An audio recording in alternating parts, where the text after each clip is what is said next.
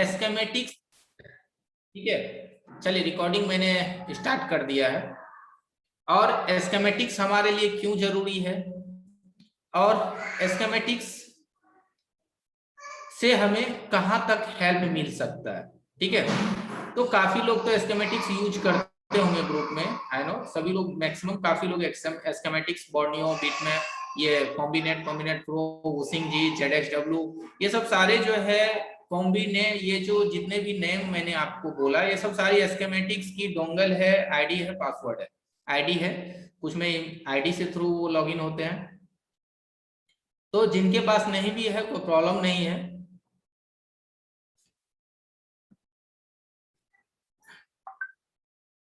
ठीक है। तो एस्केमेटिक्स हम लोग क्यों जरूरी मानते हैं, क्या बेनिफिट है एस्केमेटिक की। तो चलिए एस्केमेटिक्स की सबसे पहले मैं यूज बता दूं।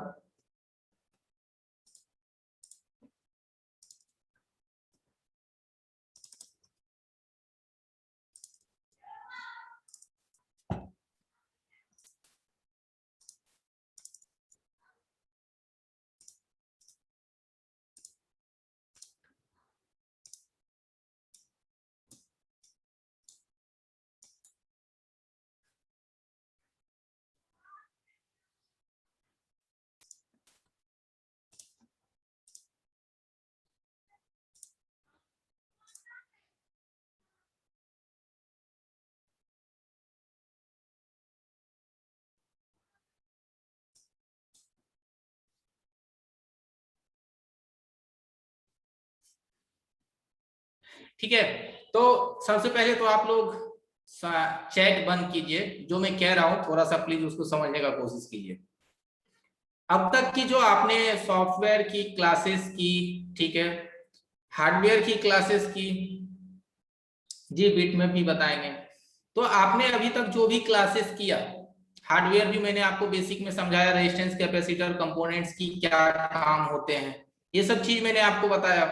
उसके बाद मैंने आपको सारे कंपोनेंट की लगाने, निकालने, फिक्स करने की विधि बताया आपको, कि हम उसे किस तरह से शिफ्ट करते हैं, कोई भी कंपोनेंट को किस तरह से चेंज करते हैं, ठीक है, ये सब मैंने आपको क्लियर किया। उसके बाद फिर मैंने आपको लेग ऐसी, बॉल्स ऐसी, सीपीयू, एमएमसी, ब्लैक ट्विस्टेड जो भी है वो सारे आपने सीखे, प्रिंट टूटे प्रिंट बनाने आपने सीखे, ठीक है। यहां तक आपकी हार्डवेयर कंप्लीट हुई और मैंने कहा था कि मंडे से हम लोग एस्केमेटिक सीखेंगे, ठीक है। तो एस्केमेटिक सीखेंगे, ठीक है। अभी आपके सामने दो मदरबोर्ड, एक मदरबोर्ड की दोनों साइड की इमेज आपको दिख रहे हैं, ठीक है। अब यहाँ क्या है कि मैंने तो आपको हार्डवेयर में हर एक ऐसी निकालना, लगाना, फिट करना सिखाया, रिबॉलिंग सिखाया, पेस्टिंग, जो भी है, प्लास्टिक जैक, एग्रीबॉडी, कुछ भी। आपके कई बार सवाल उठे थे कि सर कि कैसे ये खराब होता है, कैसे हम चेक कर पाएंगे, कैसे समझेंगे कि हमारी पावर ऐसी खराब है, कैसे समझेंगे कि डीसी टू डीसी ऐसी खराब है, ठीक है, और कैसे समझेंगे कि हमारी कहाँ पे कौन सी वोल्टेज आनी चाहिए। बातों को ध्यान से पहले आप लोग गौर कीजिएगा। सवाल जवाब सर, फिर सवाल जवाब में आपके सारे सवाल में आपके जवाब हैं और सारे सवाल में जवाब छुपे रहते हैं, थोड़ा सा सब्र कीजिए, ठीक है। तो काफी लोग हैं, आप लोग 200 बंदे के करीब हैं, 195 हैं, और सवाल लेने लगे सर तो आपकी क्लास खत्म हो जाएगी, ठीक है। तो आपने अभी तक जो भी हार्डवेयर सीखा, और कोई नए लोग हैं इस बैच में तो वो बोलेंगे कि सर मुझे बेसिक कंपोनेंट, सर जी कंपोनेंट बेसिक नहीं हुआ, तो आपकी नए बैच जो 1 तारीख से चालू होने वाली है आप उसमें कर लीजिएगा। ठाकुर सागर जी शायद न्यू है, तो कल से आपकी बेसिक क्लासेस होंगे, ये तो एडवांस बैच है, इसकी बेसिक सभी क्लियरेंस हो चुका है।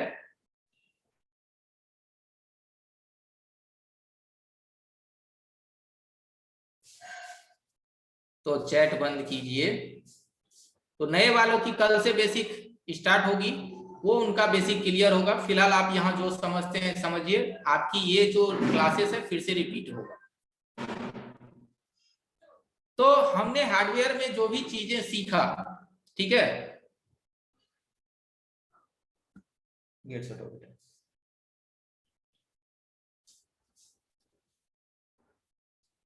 तो हमारे कहने का मतलब ये बनता है कि अभी तक हमने सिर्फ आईसी निकालने लगाने सीखे थे, कंपोनेंट लगाने सीखे थे, कंपोनेंट का काम जाना था। अब सवाल यहां आपके आ चुके हैं कि बाकी तो सब चीज आपने सीख लिया, अब जब हमारी मोबाइल में खराबी आती है, हाँ sir HPG helmet package HP का मतलब होता है सर मैं वही सिखाने की कोशिश कर रहा हूं। ट्रेसिंग आप कैसे करेंगे, ट्रेसिंग जानने करने के लिए आपको ट्रैक मालूम होना चाहिए ना, वोल्टेज मालूम होना चाहिए। सर प्लीज तो कृपा करके थोड़ा रहम कीजिए, सब्र कीजिए, नहीं तो ज्यादा सवाल जवाब करेंगे मैं क्लास क्लोज कर दूंगा। समझ नहीं पा रहे हैं, मैं आप ही के भले के लिए मैं बोल रहा हूं, जो आपके अंदर छुपा हुआ है ना तकलीफ, उसी को मैं खत्म करने में लगा हुआ हूं कि आपकी खत्म हो जाए परेशानी। लेकिन आप सर समझ नहीं रहे हैं, चैट पे चैट, चैट पे चैट मारे जा रहे हैं। तो मैं आपकी परेशानी को समझता हूं कि जहां आप फंसेंगे उस चीज का सॉल्यूशन कैसे हो सके। सब दिन तो 1 मिनट आप लोग जरा सोचिए, हमेशा तो आपके लिए कोई नहीं बैठा रहेगा आपके सवाल के जवाब देने के लिए। कल तो खुद पे आप निर्भर होंगे ना, तो आपको आत्मनिर्भर बनाने की कोशिश कर रहा हूं कि आप खुद में आत्मनिर्भर बन जाओ। आप कोशिश करो कि दूसरे को समझाओ, तो आप पहले खुद पे निर्भर हो जाओ ना। उसके लिए तो कुछ नए चीज सीखने पड़ेंगे ना, नहीं सीखेंगे तो सिर्फ रह जाएंगे सवाल जवाब में ही। आज हमसे पूछिए, कल दोस्त से पूछिएगा, परसों उनसे पूछिएगा, फिर कल इंतजार कीजिएगा कि कल सपोर्ट क्लास में सर आएंगे तो उनसे पूछेंगे। अरे ठीक है भाई साहब, लेकिन कब तक? अपने आप में वैसी काबिलियत लाने की मैं कोशिश कर रहा हूं कि आपके अंदर वैसा काबिलियत आ जाए जो आप खुद सब कुछ सोच पाए, मोबाइल के अंदर ढूंढ पाए। स्कीमेटिक देखिए, कहने के लिए स्कीमेटिक है, काफी लोगों को भारी भी लगता होगा, स्कीमेटिक टफ लगता होगा, लेकिन स्कीमेटिक्स आपकी पूरी एक कहानी का एंड है। ठीक है, अगर आप स्कीमेटिक्स को अच्छे से जान जाते हैं तो कोई भी मोबाइल की स्कीमेटिक्स सिर्फ आपको मिल जाए तो आप उस मोबाइल की ए से लेके जेड तक ढूंढ सकते हैं। किसी को आपको पूछने की जरूरत नहीं है कि भाई साहब इसकी लाइट आईसी पे कहाँ कितने वोल्ट आने चाहिए, इसकी पावर आईसी के फंडे नंबर कंपोनेंट पे कितनी वोल्टेज आनी चाहिए, किसी से आपको पूछने की जरूरत नहीं, आप खुद निकाल सकते हैं। तो वही मैं कोशिश कर रहा हूं कि आप थोड़े और आगे बढ़ो, आपके अंदर अच्छी काबिलियत है। लेकिन सिर्फ सवाल करेंगे ना तो एक सवाल ही का जवाब आपको मिलेगा, लेकिन 1000 सवाल के जवाब जो आपको मिलने थे वो खत्म हो जाएगा। ये नहीं समझ पाते हैं हम लोग। सवाल जवाब करने के लिए आपके पास सपोर्ट क्लास है, फिर लास्ट में भी टाइम मिलेगा कर लेंगे, नहीं होगा कल कर लेंगे। लेकिन अगर 2-4 ज्ञान मिल जाए तो वो जानते हैं कितना महत्वपूर्ण होता है खाली सवाल जवाब। तो पहले सीख लीजिए, रिक्वेस्ट करते हैं आप लोगों से कि भैया आप लोग पहले सीख लीजिए। तो हमारे कहने का मतलब है कि आपके पास जो भी फोन आता है, जो भी फोन्स आते हैं, तो आपके पास सबसे पहला सवाल सभी का खड़ा होता है कि सर उसको चेक कैसे करते हैं, कैसे उसकी प्रॉब्लम को फाउंड करते हैं, कैसे उस मोबाइल को ट्रेसिंग करते हैं, कैसे उसकी प्रॉब्लम को डायग्नोस करते हैं। तो ये सब कैसे और क्यों, ये सब जितने भी सवाल के जवाब है आपको मिलेगा, थोड़ा सा सब्र धरिए। तो यहाँ क्या है कि पिछली क्लासेस में आपने जितने भी टॉपिक सीखे, सभी की सभी टॉपिक आपने सिर्फ निकालना और लगाना सीखा। काफी लोग बोलेंगे भी कि सर मैंने तो सिर्फ निकालना लगाना तो सीख लिया, चाहे वो सीपीयू हो, एमएमसी हो, पावर हो, जो भी हो, सिम ट्रे वगैरह जो भी हो सर मैं कर लूंगा। लेकिन कैसे समझेंगे कि सर इसी ऐसी में दिक्कत है? पॉइंट देखिए, समझिए पॉइंट को। कैसे हम जानेंगे कि हमारी डीसी टू डीसी खराब है सर? कैसे जानेंगे कि हमारी पावर खराब है? कैसे जानेंगे कि सर हमारी सीपीयू का फॉल्ट है? कैसे जानेंगे एमएमसी की फॉल्ट है? कैसे जानेंगे वाईफाई ऐसी खराब है, जीपीएस खराब है, टच की लाइंस खराब है, ग्राफिक्स लाइन खराब है? कैसे जानेंगे? तो इसी चीज को जानने की, समझाने की मैं कोशिश में लगा हूं। तो आप लोग थोड़ा बिल्कुल एकदम दम धरिए। तो आप जो यहाँ मदरबोर्ड देख पा रहे हैं, इस मदरबोर्ड जो आपकी स्क्रीन पे है, यहाँ पे जो भी आईसी आपको सामने में दिख रहा है, हर आईसी एक दूसरे से कनेक्टेड है। ठीक है, जिस लाइन से कनेक्टेड है उसे हम ट्रैक कहते हैं, और जिस ट्रैक से वो जा रही है उस ट्रैक में काफी सारे कंपोनेंट लगे हैं। तो सबसे पहले जरूरी होता है हमें उसकी ट्रैक जानना, उसकी लाइन जानना और उस आईसी के इनपुट आउटपुट वोल्टेज और पल्सेस जानना। तो ये सब सभी चीज को जानने के लिए जरूरी होता है स्कीमेटिक, जिसके थ्रू आप अपनी मोबाइल की फॉल्ट को फाउंड कर सकते हैं। देखिए, अगर कोई मोबाइल में तकलीफ है, कोई दिक्कत है, आपने हमसे पूछा कि आप ये चीज को बदल दीजिए और वो मोबाइल ठीक हो गया, तो आप बदले में मुझे थैंक्स लिख के भेज दीजिए। बिल्कुल, आपने एक थैंक्स लिख के हमें या किन्हीं को भी आपके ग्रुप में बता दिया, आपने थैंक्स लिख के भेज दिया, लेकिन ये आपने सोचा कि वो फॉल्ट ठीक है, ठीक हो गया, बल्कि उससे वो प्रॉब्लम था, तो कैसे पता चलेगा क्यों था, कैसे उससे हम ट्रेस करेंगे? अंदाजे में तो बदल दिए। तो इसी चीज की ट्रेसिंग, उसी चीज की फॉल्ट की फाइंडिंग आपकी जो होती है वो स्कीमेटिक होती है। तो बढ़ते हैं स्कीमेटिक की तरफ। तो अब देखते हैं स्कीमेटिक्स के मार्केट में कई सारे डोंगल्स और एक्टिवेशन मौजूद हैं, और इसे ऑफलाइन भी आप यूज कर सकते हैं। ऑफलाइन स्कीमेटिक, ऑफलाइन का मतलब होता है कि इसकी आपको ना फाइल मिलेगी, वो फाइल आपका एडोब रीडर में ओपन होगा और गूगल क्रोम में भी वो ओपन होते हैं, खुलते हैं। तो वो ऑफलाइन स्कीमेटिक होते हैं, और जितने भी डोंगल्स वगैरह है वो सब ऑनलाइन है, बिना नेट का काम नहीं करेगा। तो हम आपको पहले ऑफलाइन पे ही थोड़ा सा सिखाएंगे। जब आप ऑफलाइन को थोड़ी समझ जाएंगे, उसके बाद फिर हम आपको ऑनलाइन पे भी सिखाएंगे, ताकि दोनों में आप कंपेयर करें कि ऑफलाइन हो या ऑनलाइन स्कीमेटिक्स हो, ट्रैक टाइमिंग सब कुछ वही रहता है, सारे के सारे वही रहते हैं, कोई दोनों में फर्क नहीं होता है। ऑनलाइन स्कीमेटिक्स हम लोग इसलिए परचेज करते हैं कि उसमें काफी ज्यादा मॉडल्स हमें मिलता है, जो ऑफलाइन हम लोग देखते हैं उसमें काफी कम मॉडल होते हैं, काफी कम मॉडल्स उसमें होते हैं, और वो भी थोड़े से बैकअप मॉडल होते हैं। लेकिन लेटेस्ट मॉडल अगर आपको देखनी हो किसी भी मॉडल्स की जो कि ज्यादा लेटेस्ट है, अब कल की लॉन्चिंग तो आपको नहीं मिलेगा, ये भी मैं बता दूं कि कल की लॉन्चिंग फोन भी आप ढूंढेंगे तो नहीं मिलेगा, और कल की लॉन्चिंग फोन भी रिपेयर के लिए नहीं आते हैं। कोई भी फोन 2-4-6 महीना के बाद ही आपके पास रिपेयर के लिए आएगा। तुरंत में आएगा तो वो टच डिस्प्ले फोल्डर टूटेगा तभी आएगा। मदरबोर्ड की खराबी किसी में 2 महीना 1 महीना में नहीं आता है। हाँ, पानी में गिरा दे तो वो अलग बात है। तो किसी भी मॉडल्स के स्कीमेटिक्स को आने में 2-4 महीने 5 महीने लगते हैं। तो जो हम लोग परचेज वाली खरीदते हैं उसमें ज्यादा से ज्यादा जो है मॉडल्स आपको कवर होते हैं परचेज वाली स्कीमेटिक्स में, और मैक्सिमम मॉडल कवर होता है, नए से नए मॉडल्स तक उसमें कवर होते हैं। और जो हम लोग ऑफलाइन लेते हैं, ऑफलाइन जो गूगल से हम लोग किसी एक मॉडल की डाउनलोड करते हैं, या कोई वेबसाइट है या फिर कोई एक सॉफ्टवेयर भी है जिसके थ्रू भी आप वो देख सकते हैं स्कीमेटिक, तो उसमें काफी कम मॉडल कवर होते हैं। तो मॉडल्स को कम हो या ज्यादा हो, सबसे पहली बात है कि हमें सीखने हैं स्कीमेटिक्स को, किस तरह से हम स्कीमेटिक्स को पढ़ते हैं। तो हम उसकी बैटरी कनेक्टर से स्टार्ट करेंगे और 1 2 3 सेक्शन तक हम आपको बताएंगे। पढ़ने की, सीखने की प्रोसेस को कवर करेंगे, ठीक है। तो बैटरी कनेक्टर से हम इसे स्टार्ट करते हैं। तो सबसे पहले हम इसकी ऑफलाइन स्कीमेटिक्स ही ओपन करते हैं, उसके बाद फिर हम बोर्ड न्यू आपको समझाएंगे।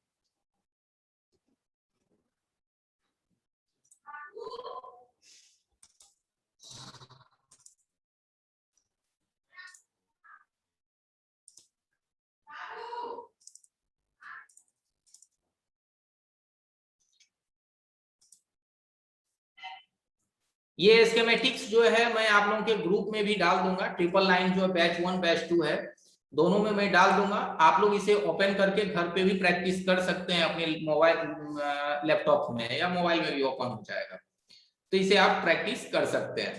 तो चलिए हम इसे ओपन करते हैं।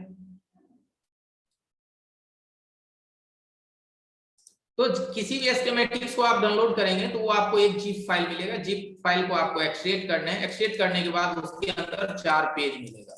जब इस 4 पेज को आप देखेंगे तो यहाँ पे क्या है, पीसीबी है, स्कीमेटिक्स है, फिर क्या है, स्कीमेटिक्स एंड पीसीबी है। 4 इसके फाइल है। 4 फाइल में इसका है क्या कि 2 फाइल एक है और 2 फाइल एक है। 2 फाइल का मतलब है कि आपके मदरबोर्ड को जब आप ओपन करते हैं तो एक मेन मदरबोर्ड रहता है और एक नीचे का सब बोर्ड रहता है, यानी कि नीचे का बोर्ड। तो जो मेन मदरबोर्ड है उसका एक होता है पीसीबी, यहाँ जो आप देख रहे हैं इसे कहते हैं पीसीबी लेआउट, ठीक है, पीसीबी लेआउट। मैं कोई एक कॉमन मॉडल लेता हूं ताकि उसमें आपको हर एक आईसी मिले देखने को, हर एक आईसी मिले, क्योंकि सीखने के लिए एक ऐसी मॉडल चाहिए जिस मॉडल में आपको सब कुछ दिखने को मिले।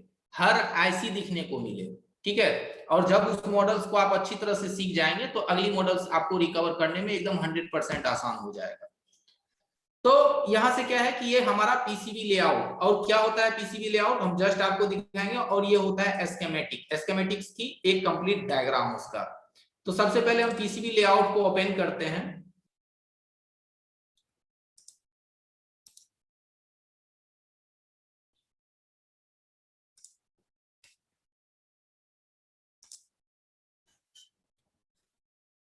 ठीक है, ये पीसीबी लेआउट का मतलब होता है कि आपकी जो मेन मदरबोर्ड है उस मेन मदरबोर्ड का ये एक सेकेंड कॉपी होता है, एक कॉपी होता है, ये कंप्लीट कॉपी आपको ये इस तरह से दिखेगा, देखिए।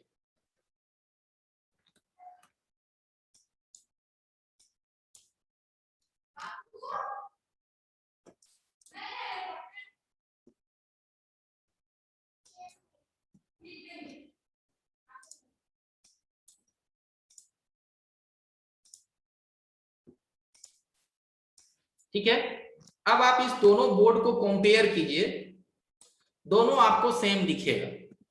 आप स्क्रीन पे ध्यान दीजिए कि यहाँ देखिए हेडफोन जैक, यहाँ भी headphone jack, sim tray, CPU, eMMC, power ऐसे सेम है, हर एक कंपोनेंट भी आपको सेम दिखेगा। मींस लेआउट का मतलब होता है कि आपकी जो मदरबोर्ड है, जो ओरिजिनल बोर्ड है, उसी ओरिजिनल बोर्ड का यह एक छाया प्रति होता है। इस छाया प्रति में हर एक कंपोनेंट का एक कोडिंग होता है। कोडिंग का मतलब है कि जैसे यहाँ पावर आईसी के बगल में, सर पीएम कहाँ है, पीएमआई कहाँ है, मत घबराइए, जो मैं बोलता हूं ना सिर्फ उसको अभी सोचिए, पीएम पीएमआई के चक्कर में मत फंसिए, अभी हम सब समझाएंगे, थोड़ा सा सब्र धरिए सर, ठीक है।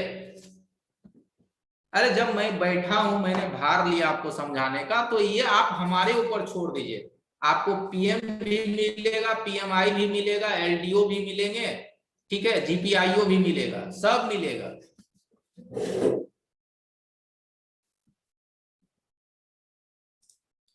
देखिए चैट डिसेबल मैं इसलिए नहीं करता हूं कि हो न हो हमारी नेटवर्क वीक हो जाए, आप हमारी आवाज को बीच में 2 लाइन नहीं सुन पाते हैं, या कुछ देर के लिए हमारी आवाज नहीं रहती है, तो आप मुझे बता पाएंगे कि सर आपकी आवाज चली गई, दोबारा रिपीट कीजिए, या 1 मिनट आपकी आवाज नहीं आ रही। इसलिए मैं सोचता हूं कि ये चीज तो कम से कम रहे कि आप मुझे इन्फॉर्म कर पाएंगे,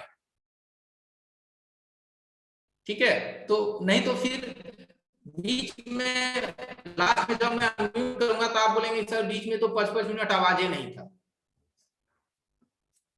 तो इसीलिए चैट को मैं रहने देता हूं कि आप भी मुझे जरा गाइड कर पाए।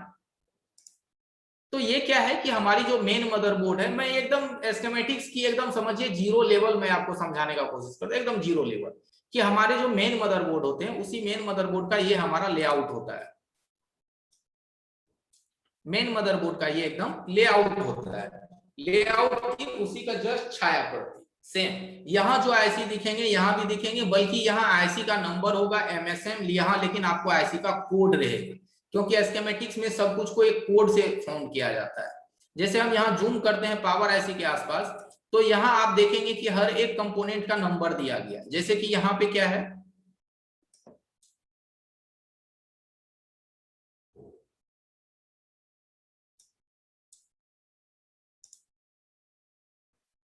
तो हर एक कंपोनेंट का यहाँ कोड दिया गया होगा,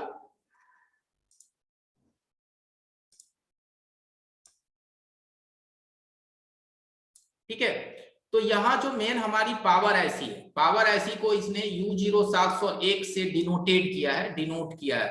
तो यहाँ कुछ कोडिंग है, जैसे मैं बता देता हूँ, आईसी को U से डिनोटेट किया जाता है, कैपेसिटर को C से डिनोटेट किया जाता है, रेजिस्टेंस को R से डिनोटेट किया जाता है, क्रिस्टल को X से डिनोटेट किया जाता है, X, क्वाइल को L से डिनोटेट किया जाता है, रिसीवर स्पीकर को R से, रिसीवर से डिनोटेट किया जाता है।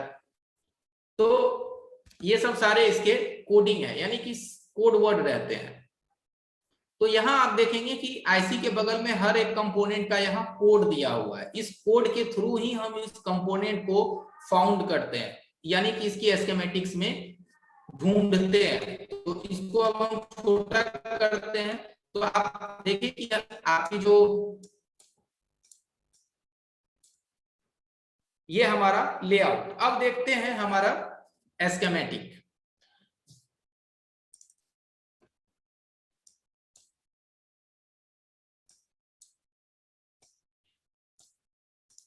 और ये है हमारा एस्केमेटिक। अब इस एस्केमेटिक में क्या है कि हर चीज का एक पेज दिया गया है। पेज का मतलब है कि जिस हिसाब से हम लोग अपनी कॉपी पे हर सेक्शंस का एक डायग्राम बनाते हैं, तो यहाँ भी क्या है कि एक हर एक साइज का पेज है, A4 या A5 साइज का पेज है, उस पेज पे हर सेक्शन को बनाया गया है। क्योंकि मोबाइल की जो एस्केमेटिक्स डायग्राम है, भले मदरबोर्ड आपको 2x2 के रहते हैं या 3 इंची 3 इंची यानी छोटे बोर्ड रहते हैं, लेकिन अगर उस मदरबोर्ड की हर एक आईसी की एकजुट अगर एस्केमेटिक्स बनाया जाए, तो मेरे ख्याल से आपके लिए जो है 50x50 का square feet, 50x50 square feet की भी जगह जो है वो कम पड़ जाएगा। यानी कि इतने बड़े डायग्राम इसके बनते हैं, तो इसीलिए इसे काफी विस्तृत रूप में अगर बनाया जाए तो काफी बड़ा बनेगा। तो यहाँ क्या किया जाता है कि उसकी ना एक शॉर्ट फॉर्म बनाए जाते हैं। शॉर्ट फॉर्म का मतलब है कि सपोज दैट कि अगर उसकी पावर ऐसी है, तो पावर ऐसी का भी यहाँ पार्ट बनाया जाता है, part A, part B, part C. जैसे अभी आपने पावर ऐसी देखा U0701, तो ये इसकी मेन पावर ऐसी है। तो मेन पावर आईसी का भी जो है इसमें 2-3 पार्ट बनते हैं, part A, part B, part C.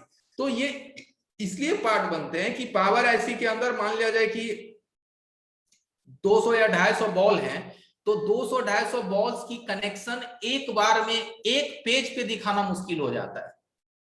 ठीक है, तो एक बार में वो 40 पिन को दिखाएगा, फिर 2 बार में नेक्स्ट टाइम वो अगली 50 पिन को दिखाएगा, फिर पार्ट सी में जो है अगली 50 पिन को दिखाएगा कि वो पिन क्या करते हैं, फिर सारे कौन कौन से ग्राउंड पिन होते हैं उसको दिखाएगा।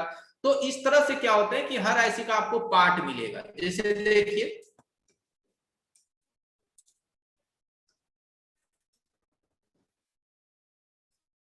यहां देखिए PM8937, PM8937 ये आईसी का रियल नंबर है, और इस आईसी का जो एस्केमेटिक कोड है वो U0701 है। ठीक है, U0701 एस्केमेटिक्स के लिए कोड है, और इस आईसी का रियल नंबर है PM8937 8937।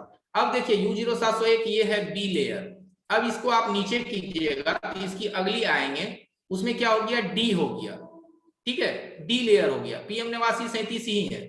अब आगे बढ़िए, अब देखिए इसका ई लेयर आ गया, PM8937 है।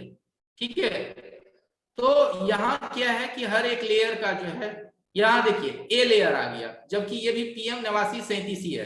तो थोड़ा तो आप देखिए, थोड़ी थोड़ी समझिए, बाद में पूरी समझ में आएगा।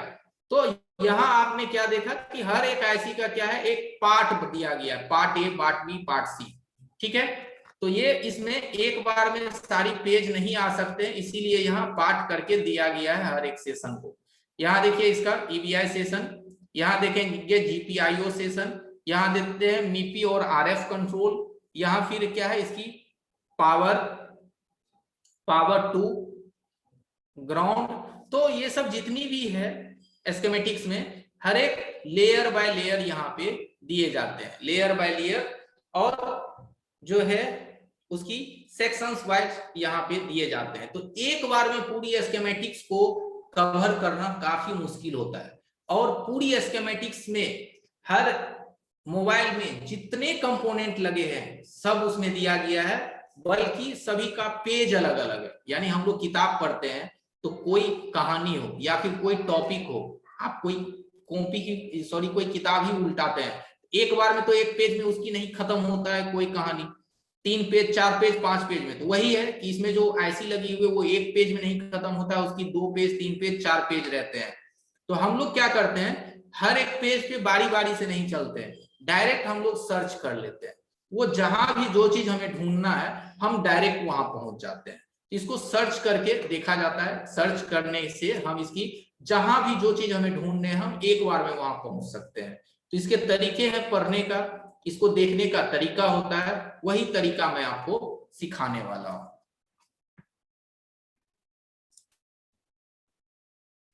ठीक है, तो सबसे पहले हम चलते हैं इसकी, आपने लेआउट समझ गया कि इसकी लेआउट क्या होते हैं। ये हमारा पीसीबी का लेआउट है, यानी हमारे मदरबोर्ड दोनों तरफ से जिस तरह से दिखता है उस तरह से सेम यहाँ पे ये लेआउट बने हुए हैं। ठीक है, दिखने से ही आपको पता चलता होगा कि ये हाँ हमारा जो है यहाँ सब नेटवर्क की आईसी है। नहीं भी मालूम है तो कोई टेंशन नहीं है। सपोज दैट यहाँ पे आपको कुछ भी आईसी का नॉलेज नहीं है, तो इसी चीज को सीखने के लिए ही स्कीमेटिक का इस्तेमाल किया जाता है। तो बिल्कुल नहीं घबराना है, 0% भी नॉलेज नहीं है स्कीमेटिक्स की तो आप सीख सकते हैं। ठीक है, तो सबसे पहले हम स्कीमेटिक्स स्टार्ट करते हैं। तो अब आपको पता चल गया होगा कि स्कीमेटिक्स क्यों जरूरी है, क्या रहता है इसमें, और ये हमारे मोबाइल के लिए कितना जरूरी है। तो सबसे पहले हम बैटरी कनेक्टर से स्टार्ट करते हैं, क्योंकि यहाँ आपको इजीली समझ में आ जाएगा। उसके बाद हम जाएंगे बड़े सेक्शन पे। अगर डायरेक्टली मैं बड़ा सेक्शन पे चला जाऊं तो आपको काफी दिक्कत होगा। तो सबसे पहले हम छोटा सा स्टेप लेते हैं, इसकी बैटरी कनेक्टर। तो हम स्कीमेटिक्स यूज कैसे करते हैं, तो ये जो हमारी 2 पेज है इसमें से हम यहाँ देखिए बैटरी कनेक्टर का यहाँ कोड दिया गया है J0501। जी बिल्कुल, मैं आपके ग्रुप में डाल दूंगा, आप लोगों के दोनों ग्रुप्स में मैं डाल दूंगा ये। आप इसे अनजिप करके अपनी पीसी या मोबाइल पे पढ़ सकते हैं। तो स्कीमेटिक देखने का तरीका है कि सबसे पहले जैसे बैटरी कनेक्टर है, हमारी आवाज तो सभी को जा रहा है दिनेश जी? अभी तक तो आवाज ठीक है, किसी ने रिप्लाई नहीं करा है। अगर आपको दिक्कत है तो जी आवाज सही है।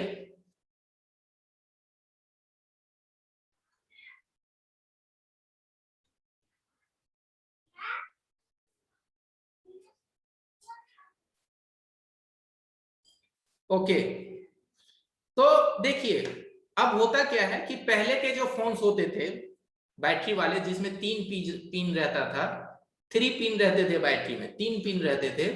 तो उस 3 पिन में अगर बैटरी उखड़ जाता था तो आप लोग उसकी बीएसआई पिन को ढूंढते थे। ठीक है, कि उसकी बीच वाली पिन कहाँ गया है, वहां से उसे जंपर करते थे। उसके बाद ही मोबाइल जो है इजिली काम करता था, नहीं तो ऑन हो जाने के बावजूद भी सिम वगैरह काम नहीं करते थे। तो यहाँ क्या है, बैटरी कनेक्टर में आप देखेंगे तो 4 पिन है, ऊपर का 4 नीचे का 4, 8 पिन टोटल है। और अगर ये बैटरी कनेक्टर निकल जाए, खींचा जाए, तो प्लस माइनस तो आप इजीली ढूंढ लेंगे, लेकिन आईडी और इसका थर्मिस्टर। तो सबसे पहले जानिए कि इसकी बैटरी में कितने पॉइंट होते हैं। तो सबसे पहले आप यहाँ आ जाइए, यहाँ देखिए ये इसकी बैटरी का कनेक्टर है। ये तो सेम मदरबोर्ड ही है, ये तो बोर्ड ही है, यहाँ कोई दिक्कत नहीं होगा समझने में।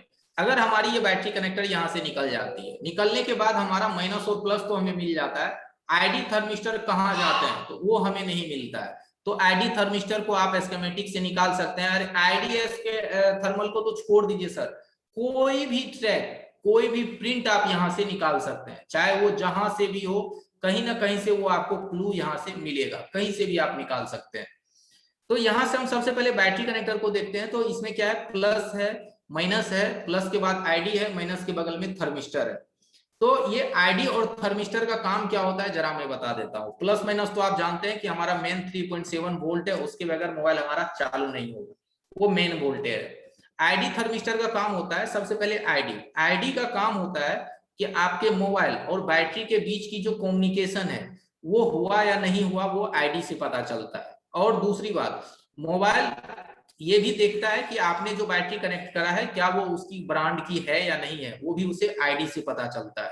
ठीक है, और थर्मिस्टर का काम होता है कि आपकी बैटरी जो यूज होते हैं, यूज होने के दरमियान कितनी पोल उसकी घट रही है, कितनी पोल चार्ज करने के बाद बढ़ी है, और बैटरी का रियल टेम्परेचर क्या है, ये सभी चीज को फाउंड करने का काम थर्मिस्टर करता है। TH point, thermistor point. तो बैटरी कनेक्टर में इसीलिए प्लस माइनस आईडी और थर्मिस्टर होता है। अगर सिर्फ प्लस माइनस देंगे, आईडी थर्मिस्टर नहीं देंगे, तो आपका फोन चालू नहीं होगा, और अगर होगा भी तो सिर्फ एमआई लिख के तुरंत वो ऑफ हो जाएगा, क्योंकि उसको आईडी और थर्मिस्टर नहीं मिल पाएगा, जिस वजह से वो ऑन नहीं होगा।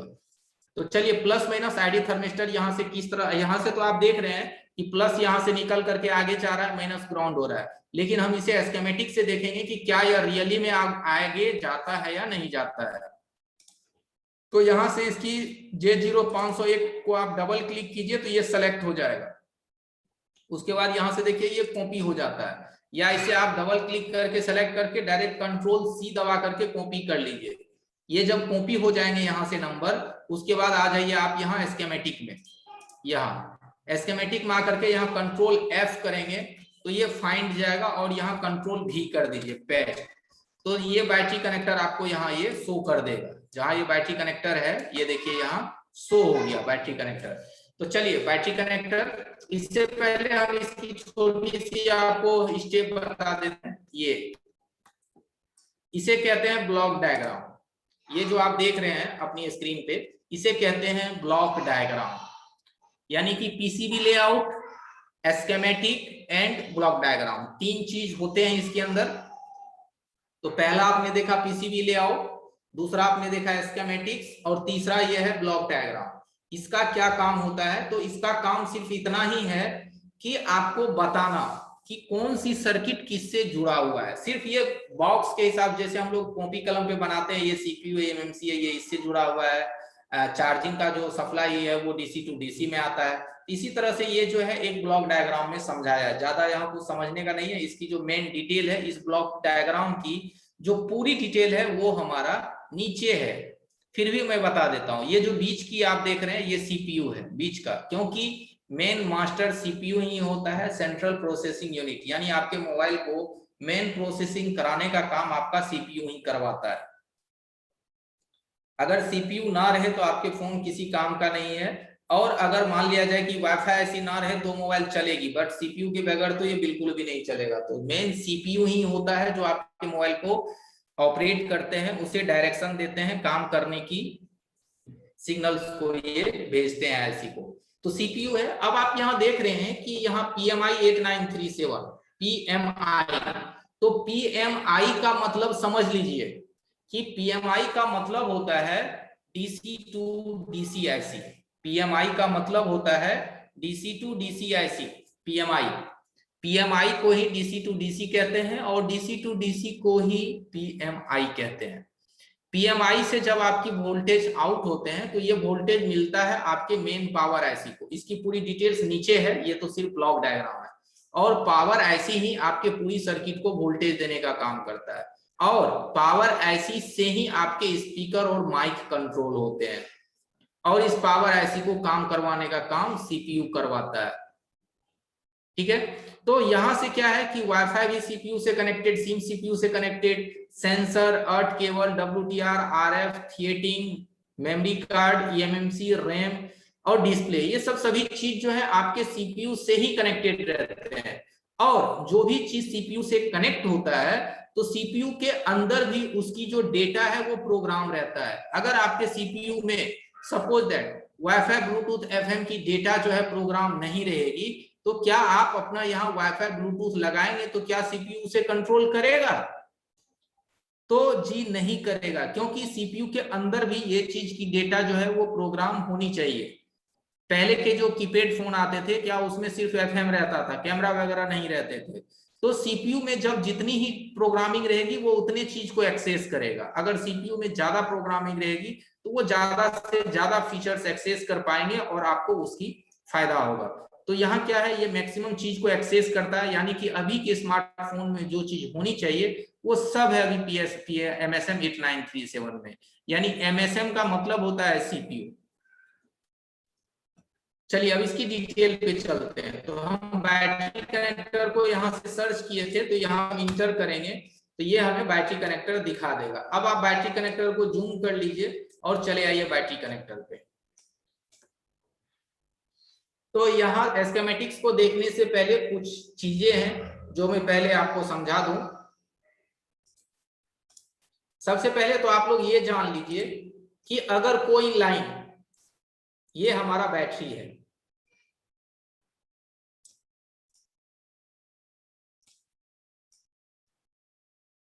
बी समझ लीजिए बैटरी है, यहां से ये एक पोल ग्राउंड का ये सिंबल होता है जो मैंने बनाया, इसे कहते हैं ग्राउंड, जी ये ग्राउंड का सिंबल होता है। और यहां से ये पॉजिटिव वोल्ट आउट होता है जिसको कहते हैं पॉजिटिव 3.7 वोल्ट। ठीक है,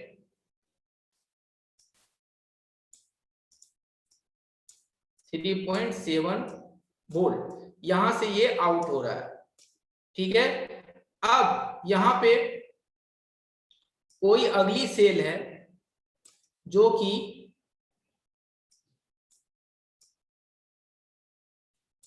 बैटरी, ये मान लिया जाए 1.8 वोल्ट बना रहा है, और ये सेल का ये 1.8 वोल्ट यहां से निकल करके ऊपर की ओर जा रहा है। तो यहां जो ये क्रॉसिंग होता है यहाँ पे, इसका मतलब होता है नो कांटेक्ट, यानी कि 3.7 वोल्ट को 1.8 वोल्ट की लाइन से कोई मतलब नहीं है। ठीक है, तो सर्किट में ऐसे लाइंस आपको दिखेंगे जो कि एक दूसरे को क्रॉस करता हुआ नजर आएगा। तो ये नहीं सोचना है कि वो एक दूसरे से जुटे हुए हैं, ये अपने रास्ते को जा रहा है और ये अपने रास्ते को जा रहा है, इसको इससे कोई मतलब नहीं है।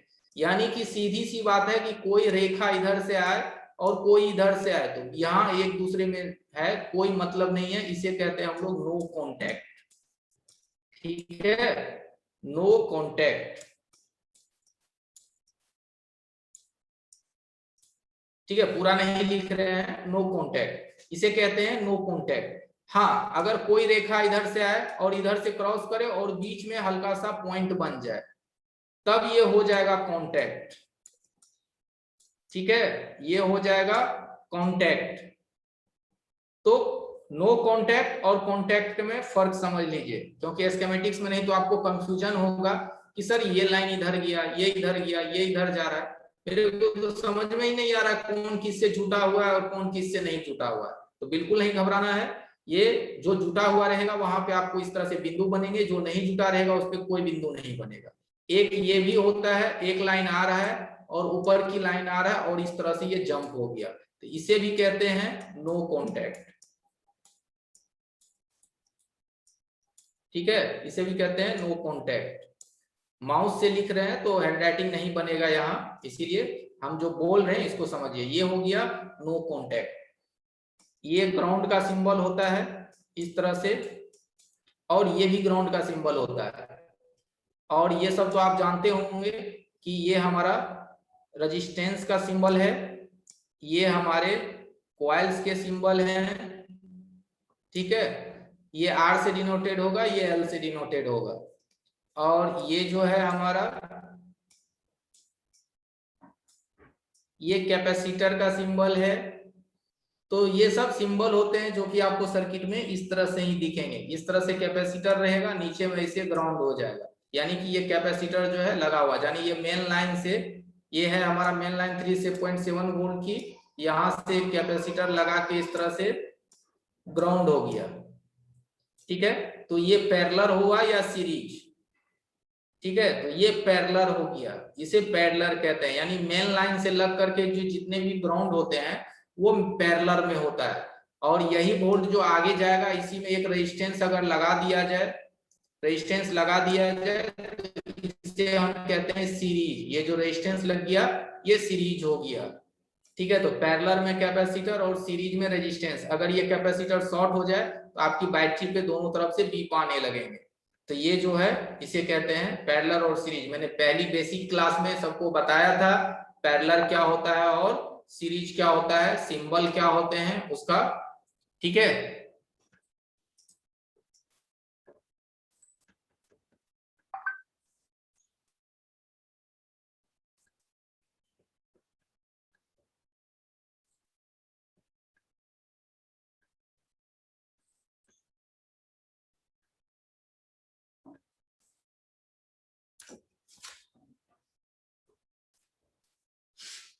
तो अब आगे बढ़ते हैं। तो यहाँ क्या है, बैटरी कनेक्टर में अगर आप देखेंगे तो यहाँ 8 पॉइंट दिखता है, 1 2 3 4 5 6 7 8।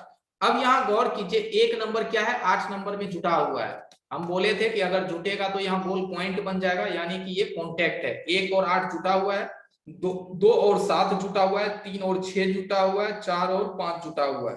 ठीक है, ये कॉन्टेक्ट है, एक दूसरे से कॉन्टेक्ट है। तो 1 और 8 नंबर क्या है, यहाँ से जुट करके की आगे की ओर निकल लिया। ठीक है, यहाँ से 1 और 8 देखिए, ये यहाँ नो कॉन्टेक्ट है, यहाँ से ये सीधी रेखा में आगे की ओर जा रहा है। यहाँ आकर के देखिए ये गोल बना है यहाँ। तो यहाँ देखते हैं, तो यहाँ से क्या है, वी बैट का लाइन यहाँ से रेडी हो गया, वी बैट। ठीक है, और वीवैट का लाइन बना और इसमें से एक कैपेसिटर लग करके ग्राउंड हुआ, यानी बैटरी कनेक्टर से जो पहली 3.7 वोल्ट निकलता है वो सबसे पहले यहाँ एक कैपेसिटर पे आते हैं और एक टेस्ट पॉइंट पे आता है।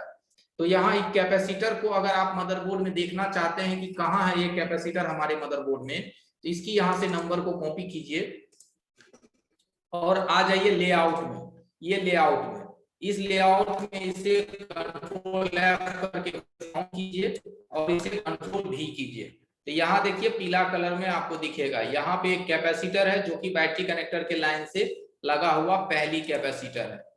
यहाँ भी आप देख सकते हैं कि यहाँ देखिए बैटरी कनेक्टर से लगा हुआ ये पहली कैपेसिटर है यहाँ पे, जिसका कि एक सिरा ग्राउंड है।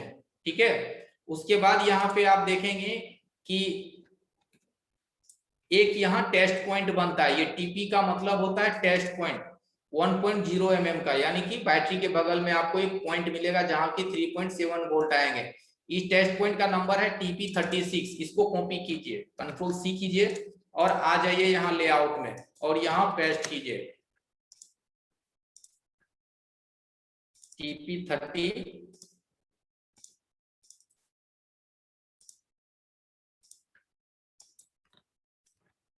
यहाँ देखिए TP36 यहाँ सेलेक्ट हो गया।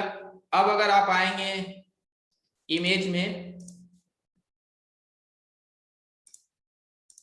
तो देखिए यहाँ है TP36, यहाँ भी आपको दिख जाएगा ये वाली TP36 आपके मेन मदरबोर्ड पे भी है, देखिए जैक के ऊपर में।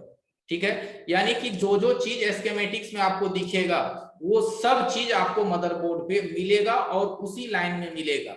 उसके बाद क्या है कि यहाँ से दो डायोड लग करके ये ग्राउंड है, ये जो 3.7 वोल्ट की लाइन है, यही लाइन देखिए यहाँ से ये डायोड लग करके ग्राउंड है TVS 501 एंड 502। इसको भी डबल क्लिक करके आप कॉपी कीजिए TVS 501 एंड 502 और यहाँ आ जाइए और इसे सर्च कीजिए।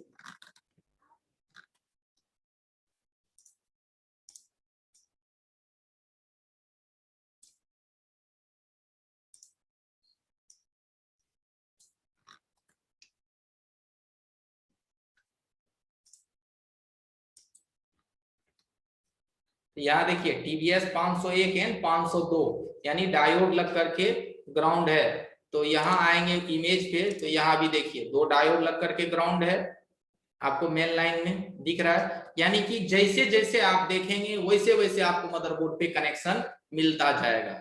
अब रही बात इसकी अगली पॉइंट की,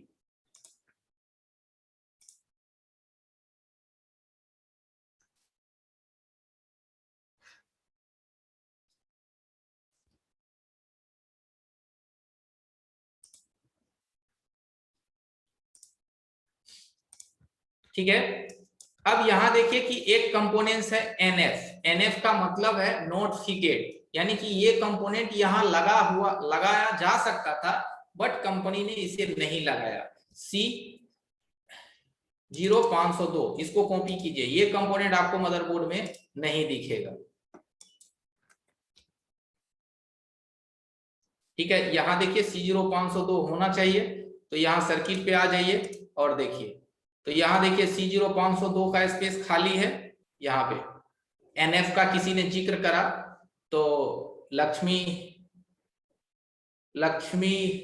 क्या नाम है सर, ठीक है। तो यहाँ देखिए NF का मतलब होता है नॉन फिटेड, यानी कि यहाँ पे वो कंपोनेंट्स की स्पेस मिलेगी बट वहां कंपोनेंट्स लगा नहीं होगा लेकिन स्पेस मिलेगी, आप लगा सकते हैं। कंपनी क्या करता है कुछ सामान वहां नहीं लगाते हैं सेव करने के लिए, चाइनीज का तो काम ही यही है कि वो कुछ सामान को ना लगा करके उसे सेव हो जाए। तो यानी NF का मतलब है कि नॉट फिटेड है, यानी वहां नहीं लगाया गया है।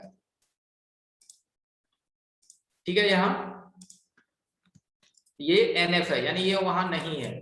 तो बाद वहां की इसको छोड़ करके डायोड वगैरह सभी कुछ आपको मिला।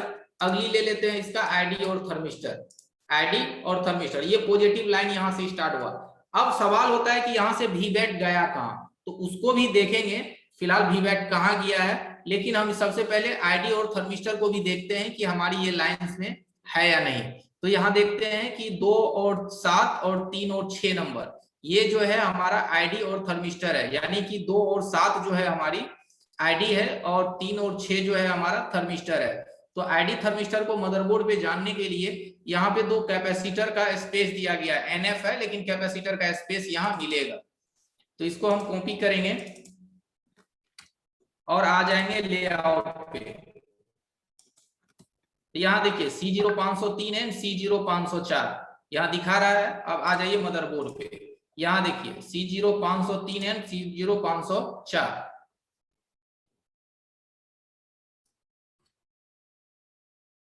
ठीक है, तो यहाँ आपको पॉइंट मिल गए कि यानी ये आईडी और थर्मिस्टर जो है यहाँ से ये यहाँ पे जुड़ते हैं।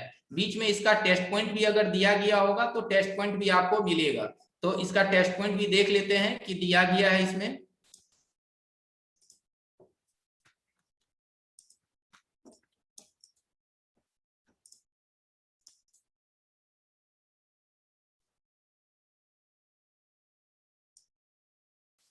तो आईडी थर्मिस्टर के लिए टीपी 31 और 32 दो टेस्ट पॉइंट दिए गए हैं 7 और 6 नंबर से। ये देखिए 31 एंड 32, 31 32 को यहाँ से कॉपी कर लीजिए, ये मदरबोर्ड में जहां भी होगा आपको दिख जाएगा। यहाँ देखिए 31 एंड 32 जैक के जस्ट नीचे, यहाँ क्या है जैक के जस्ट नीचे 31 एंड 32 आईडी और थर्मिस्टर का टेस्ट पॉइंट। तो आप कंपेयर कर सकते हैं कि एक स्कीमेटिक से आपकी मदरबोर्ड की हर एक चीज जो है वो आपको एकदम इक्वली मिलेगा, एकदम इक्वली मिलेगा। और एक स्कीमेटिक्स के थ्रू ही कंप्लीटली मोबाइल का निर्माण होता है। सबसे पहले स्कीमेटिक बनते हैं, उसके बाद मदरबोर्ड पे वो सामान जो है फिक्स किए जाते हैं। ठीक है, अब इसके बाद क्या है कि अगली तो जो है हमारा लास्ट पॉइंट वो तो ग्राउंड है।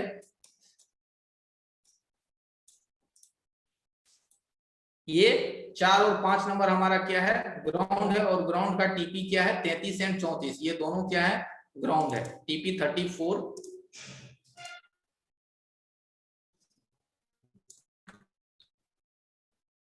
ये क्या है ग्राउंड है। टीपी 34 जो है हमारे ये ग्राउंड है, यानी ये वाली जो पॉइंट है हमारी ये ग्राउंड पॉइंट है। तो हर एक पॉइंट का आपको ट्रैक्स मिल जाता है।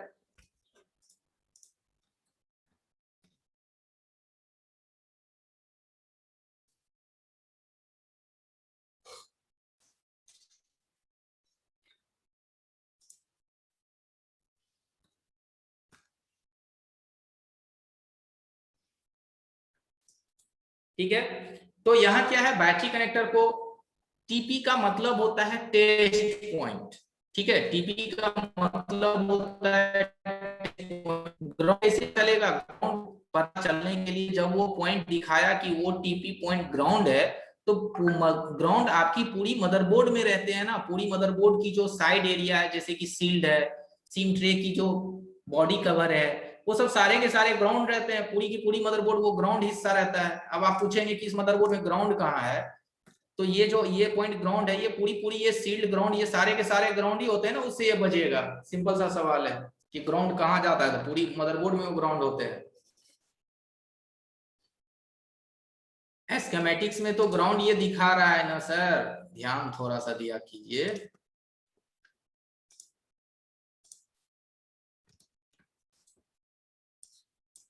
ये देखिए 4 और 5 नंबर क्या है, ये ग्राउंड दिखा रहा है। टीपी 33 एंड 34 ये क्या है ग्राउंड है। तो यहाँ स्कीमेटिक में दिखा रहा है 4 और 5 नंबर जो है ये यहाँ से ये ग्राउंड हो गया। 4 और 5 नंबर इसकी डायरेक्ट ग्राउंड है। स्कीमेटिक्स में तो दिख रहा है कि 4 5 नंबर डायरेक्ट हमारे ग्राउंड है। अब देखिए यहां से क्या होता है, हमारी अगली सेक्शंस रेडी होते हैं। तो स्कीमेटिक्स में देखने का यहाँ पे क्या है कि 2 स्टेप से आप देख सकते हैं। ठीक है, सबसे पहले कि आप यहाँ क्लिक करेंगे तो ये जो भी अगली सेक्शंस को जा रहा होगा ये आपको वहां पहुंचा देगा, क्योंकि हर एक सेक्शन का पॉइंट एक दूसरे पे जाकर के कनेक्ट होता है। तो यहाँ से ये पॉजिटिव लाइंस हमारी किस आईसी में जा रहा है, यहाँ से पॉजिटिव निकल करके कि सपोज दैट आप मोबाइल को ट्रेस कर रहे हैं, बैटरी कनेक्टर पे 3.7 वोल्ट आ रहा है, तो अब ये 3.7 वोल्ट अगली किस आईसी में जाना चाहिए, उस जिस आईसी में भी ये जाएगा यहाँ पे हम क्लिक करेंगे तो वो हमें उस आईसी के आसपास ले जाएगा, यानी उस आईसी के सेक्शंस में ये हमें ले जाएगा। पहले दूसरी चीज होता है कि कुछ सारे मॉडल्स में अगर ये सिस्टम नहीं काम करते हैं कि आपको एक सेक्शन से दूसरे सेक्शन जंपिंग नहीं होता है, तो आप यहां से इस पॉइंट को कॉपी कीजिए। कॉपी करने का मतलब होता है कि इस पॉइंट को यहां आप सेलेक्ट करेंगे। अभी तो ये सेलेक्ट नहीं होगा क्योंकि ये जंपिंग सिस्टम है, और जिसमें जंपिंग सिस्टम नहीं होगा उसमें ये सेलेक्ट हो जाएंगे।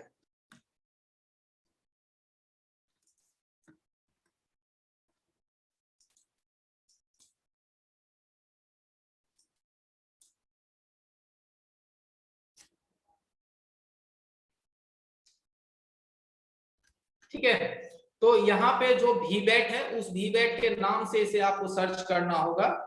अगली किसी सेक्शंस में अगर हमें सर्च करना हो, मान लिया जाए कि वहां पे जंपिंग सिस्टम नहीं काम कर रहा है, तो वहां VBAT के नाम से सर्च करना पड़ेगा। ठीक है, तो देखिए हम यहाँ थे, अभी हम यहाँ पे थे, यहाँ पे देखिए यहाँ थे, यहाँ से ये हमारा VBAT कहाँ आ गया, यहाँ पे देखिए अगली सेक्शंस पे ये आ गया। तो इस हिसाब से आप यहाँ पे जैसे जैसे इंटर करेंगे, ये जहां जहां जाएगा आपको लेके बढ़ता चलेगा। ठीक है, ये जहां जहां VBAT जाएगा आपके सर्किट में, वहां वहां ये आपको लेता चला जाएगा, लेके चला जाएगा। ठीक है, यानी कि सर्च में जाइए, VBAT लिखिए, और VBAT जहां जहां आपके सर्किट में जाएगा वहां वहां ये आपको जंप कराएगा। तो चलिए हम आ जाते हैं यहां से हमारा VBAT कहाँ गया है, तो इसके जस्ट बगल में ही वो सेक्शंस रहेंगे, जहां ये जाएगा उसके बगल में ही ये सेक्शंस आपको मिलेगा। ऐसा नहीं है कि ज्यादा दूर में मिलेगा। बैटरी कनेक्टर से ये निकल करके इसके ठीक सामने में आपको देखिए ये अगली सेक्शन है फ्यूल गेज, इसके ठीक सामने अगली सेक्शन है फ्यूल गेज। ये फ्यूल गेज में ये वोल्टेज जाता है, अगली सेक्शन ये फ्यूल गेज में बैटरी की 3.7 वोल्ट एंट्री करते हैं।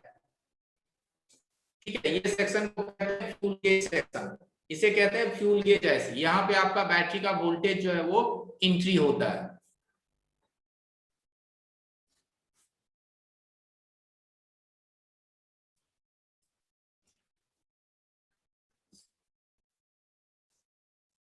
ठीक है, तो ये आपको अगली सेक्शंस पे जाना है और अगली सेक्शंस की इसकी VBAT लाइन में आपको सर्च करना है, या फिर वहां क्लिक करेंगे। देखिए बोर्नियो में भी हम आपको दिखाते हैं कि ये सेम वर्किंग यही रहेगा आपको।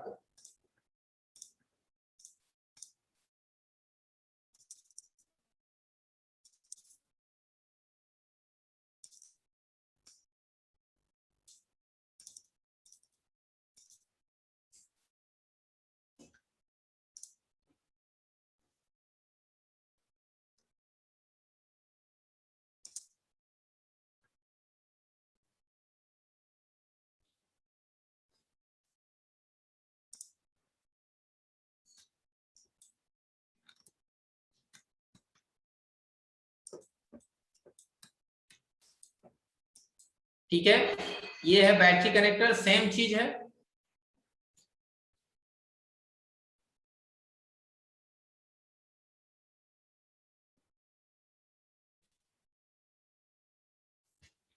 तो यहां से देखिए यहाँ पे ले जाएंगे तो आपके हैंड का जो है ये सेलेक्ट हो जाएगा, यहाँ क्लिक करेंगे तो ये देखिए आपको लेके चला आया फ्यूल गेज सेक्शन। यहाँ नीचे आकर के देखिए इसे कहते हैं फ्यूल गेज।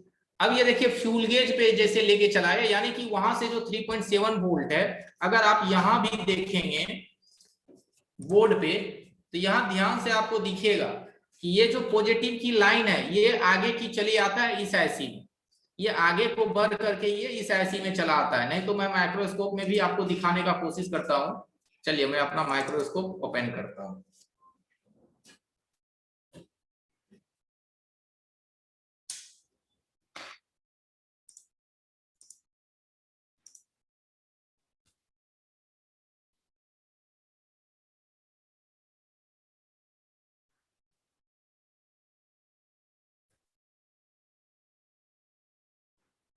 चलिए आपको दिख रहा होगा, आप क्लियर दिख रहा होगा, कोई परेशानी नहीं हो रहा है मेरे ख्याल से।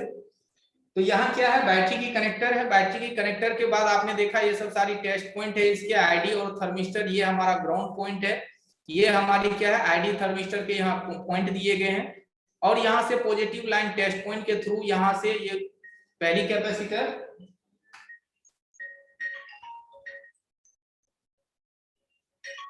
एक मिनट सर, एक कॉल आ रहा है।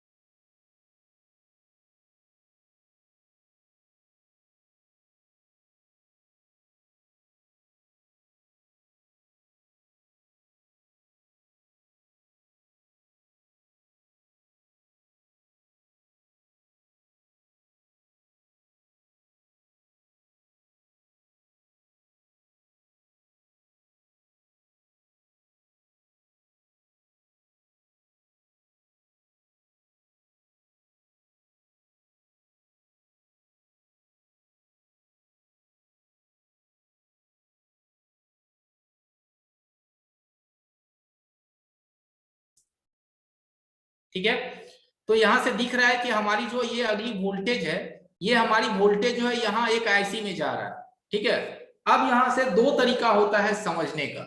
एक तरीका तो आपको स्कीमेटिक्स बताया कि आपकी वोल्टेज जो है आईडी पे भी जाएंगे बॉस, थर्मिस्टर पे भी जाएंगे, धीरे धीरे सबर कीजिए, सब आपको धीरे धीरे दिखेगा। एक बार में सारे लाइंस कवर नहीं होंगे सचिन भाई साहब, प्लीज थोड़ा सा कीजिए सबर, सब मिलेगा।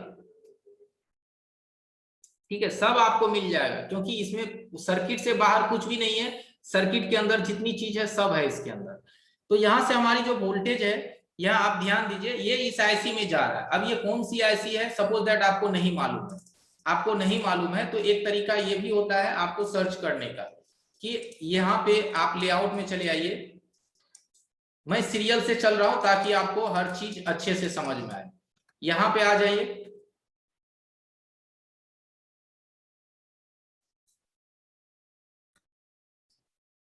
तो यहाँ आप आएंगे लेआउट में, तो लेआउट में देखेंगे कि इस तरह से ये वोल्टेज हमारा U0502 में आया है।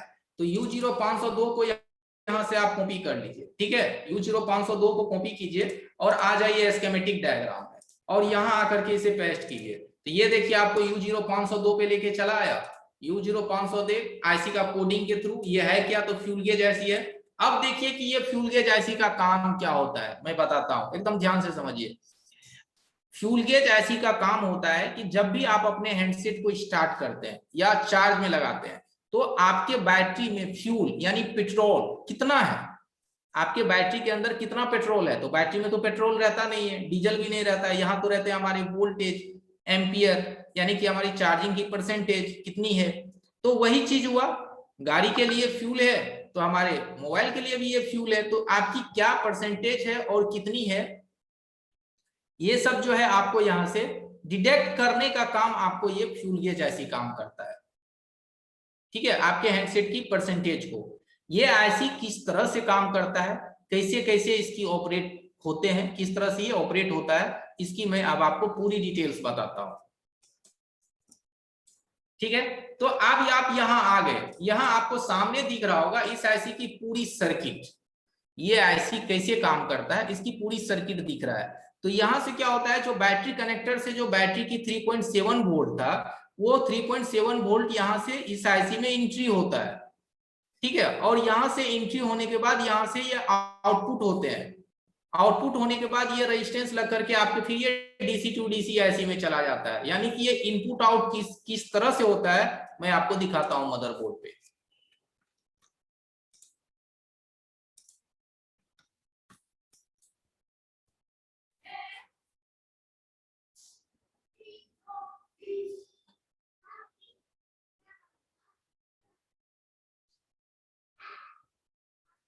देखिए यहाँ पे है फ्यूल गेज ऐसी, इस फ्यूल गेज ऐसी में आप क्या है 3.7 वोल्ट की वोल्टेज यहाँ से एंट्री हो रहा है, और यहीं से एक लाइन यहाँ बीच में देखिए इस आईसी में एंट्री हो रहा है, और इसकी दूसरी लाइन भी इस आईसी में एंट्री हो रहा है। वीवैट का दो लाइन ये ले रहा है इस रेजिस्टेंस के थ्रू, एक रेजिस्टेंस का टॉप पॉइंट और एक रेजिस्टेंस का डाउन पॉइंट, दोनों पॉइंट से ये जुड़ा हुआ है।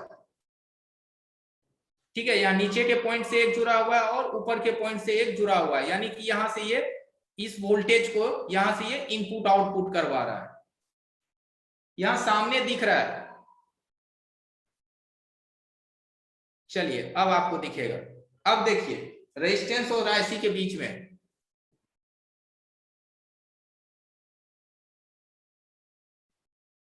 तो ये रेजिस्टेंस क्या है, आपको दोनों तरफ से इसमें इनपुट आउटपुट हो रहा है, यानी कि जब आप चार्ज कनेक्ट करेंगे तो ये इसका इधर से इनपुट हो जाएगा और जब चार्ज निकाल देंगे तो ये इधर से इनपुट हो जाएगा।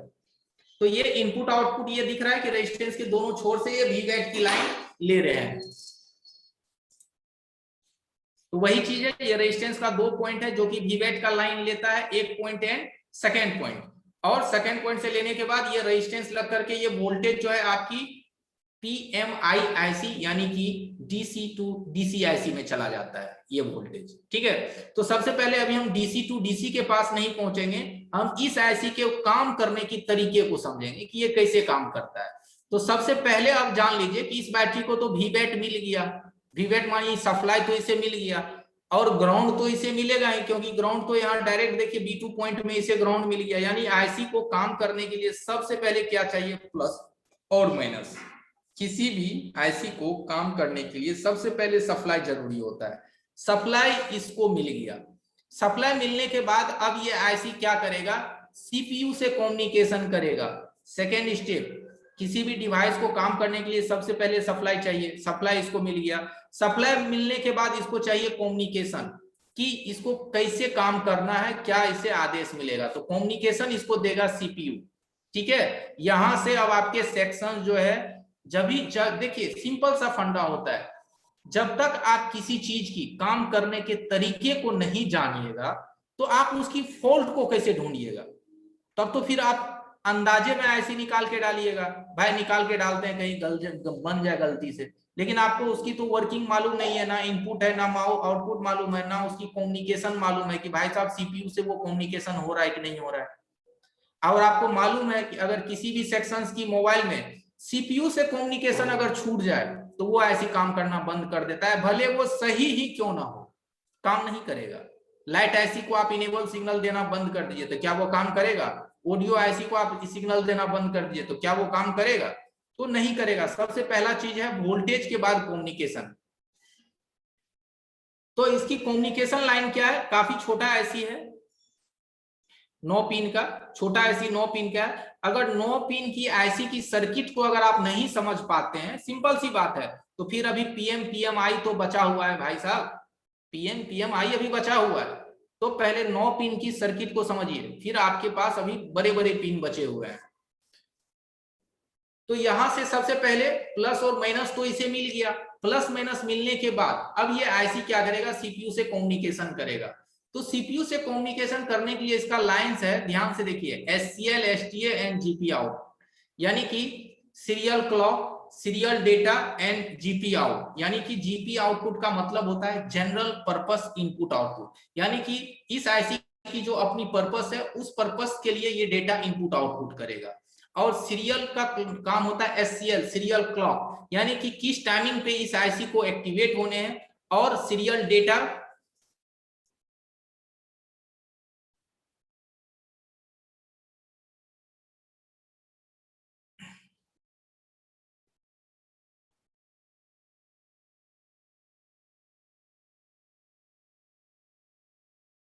ठीक है। तो यहां से क्या है कि हमारी एससीएल एसटीए, सबसे पहले serial clock and serial data, इस 2 पॉइंट को आप पहले क्लियर कीजिए। सीरियल क्लॉक का मतलब होता है कि किस टाइमिंग के अनुसार हमारी आईसी ऑपरेट होगी, और सीरियल डेटा में कि उस ऑपरेटिंग की टाइम में हमारा जो है कौन सी डेटा ये सीपीयू को ट्रांसफर करेगा और लेगा। ठीक है, तो सीरियल डेटा में डेटा लाइन ट्रांसफर होता है, क्लॉक में इसकी टाइमिंग ऑपरेट होती है। तो सीरियल डेटा सीरियल क्लॉक, इस लाइन को काम करने के लिए ये लाइन आपके सीपीयू से कनेक्ट होता है, ये चले जाएगा आपके सीपीयू में डायरेक्ट। लेकिन ये सीपीयू में डायरेक्ट जाने से पहले यहाँ पे एक छोटा सा सर्किट बनता है, उस सर्किट को हम लोग I2C लाइन कहते हैं। यहां से आपको I2C लाइन समझना पड़ेगा। तो ये I2C लाइन क्या होता है, अब सीधी सी बात समझिए, ये I2C लाइन कैसे काम करता है। इस I2C लाइन की हम आपको थोड़ी सी डिफिनेशन दे रहे हैं।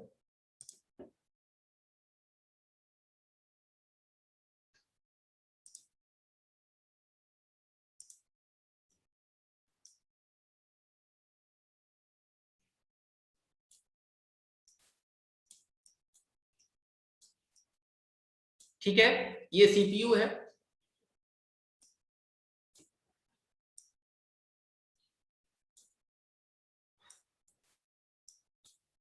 और ये आपका फ्यूल गेज ऐसी है। ठीक है,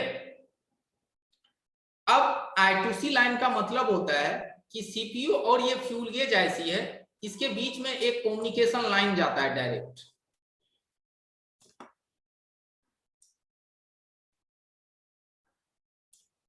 यानी कि एक को SCL कह दीजिए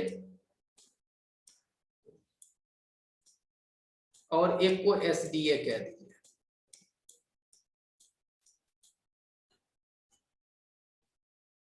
ठीक है, SCL and SDA, serial clock and serial data. अब देखिए, ये लाइन डायरेक्ट आपस में जुड़ा हुआ है, लेकिन फिर भी जो है अभी CPU और फ्यूल गेज का कम्युनिकेशन नहीं होगा। अब आप बोलेंगे सर ये तो डायरेक्ट जुटा हुआ है, फिर भी कम्युनिकेशन कैसे नहीं होगा? तो जी नहीं होगा। काफी लोगों का सवाल रहता है, मैं कुछ बताना चाहता हूं कि जैसे कि आप लोग कोई कोई मोबाइल बनाते होंगे और वहां आप क्या करते हैं कि जो चीज आपका नहीं काम करता है, सपोज दैट माइक ले लीजिए या फिर कोई ऐसी है, ठीक है, उस वो आपका काम नहीं करता है, फिर आप क्या करते हैं, दोनों ऐसी को निकाल देते हैं और डायरेक्ट आप कंटिन्यूटी चेक करते हैं कि है कि नहीं। तो आपको क्या होता है कि कंटिन्यूटी मिलता है, लेकिन फिर भी नहीं काम करता है, कंटिन्यूटी मिलने के बावजूद भी नहीं काम करता है। तो यहाँ पे मैटर क्या हो रहा है कि यहाँ पे मैटर ये चीज है कि कम्युनिकेशन है, लेकिन फिर भी वो काम इसलिए नहीं करता है क्योंकि यहां से डेटा को यहाँ आने के लिए चाहिए सप्लाई, जिसको कहते हैं हम लोग पुलअप। ठीक है, पुलअप का काम करता है। तो जब तक इस लाइन में सप्लाई नहीं मिलेगा तब तक इसकी जो डेटा की जो सिग्नल्स है वो क्रॉस नहीं करेंगे, यानी कि वो ट्रेवल नहीं कर पाएगा।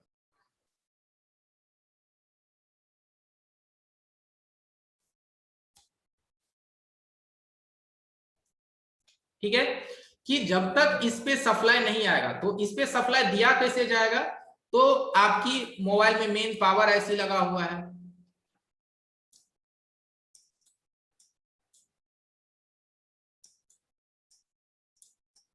ठीक है, पावर ऐसी से एक बाय डिफॉल्ट वोल्टेज निकलता है, डिफॉल्ट वोल्टेज।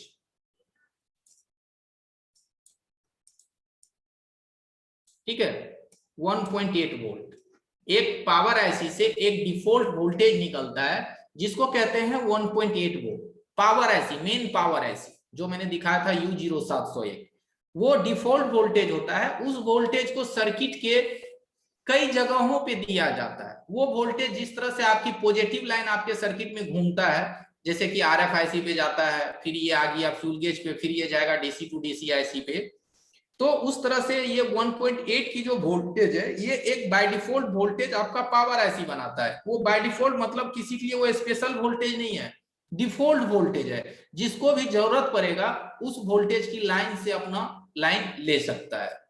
ठीक है, जैसे कि हम लोग के घर के आसपास से बिजली की वायर जाती है, आपको जरूरत है, आपने नोक्सी भिरा दिया, टाका लगा दिया, ठीक है, आपको नहीं जरूरत है, आपने टाका उतार लिया। वही चीज है यहाँ आपकी पावर ऐसी पे, कि आपकी पावर ऐसी जो है एक बाय डिफॉल्ट वोल्टेज बनाता है 1.8 वोल्ट, जो कि सर्किट में इस्तेमाल होता है। तो इसका इस्तेमाल अब इस लाइन पे कैसे होगा? तो यहां से एक लगेगा रेजिस्टेंस, और उस रेजिस्टेंस की वैल्यू क्या है? तो 2.2 किलो, यहां से रेजिस्टेंस लगेगा 2.2 किलो की, और इसको जोड़ देगा। ये देखिए मैंने जोड़ दिया यार, यहाँ गोल होने का मतलब है कि ये जुटा हुआ है। फिर एक अगली रेजिस्टेंस लगेगा 2.2 किलो का, ये देखिए मैंने यहाँ पे जोड़ा है, यहाँ पे मैंने नहीं जोड़ा है। अब ये दोनों रेजिस्टेंस क्या है? 2.2 के, और ये भी है 2.2 के, दोनों रेजिस्टेंस है 2.2 के। तो ये क्या हो रहा है? आईसी के अंदर में कम्युनिकेट हो रहा है,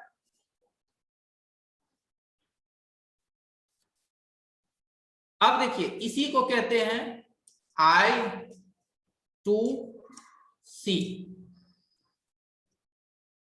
I2C मतलब आईसी इंटीग्रेटेड सर्किट या आईसी इंटर सर्किट, क्योंकि ये जो है एक आईसी से दूसरे आईसी में ये इंटर हो रहा है, इसीलिए इसका नाम दे दिया I2C।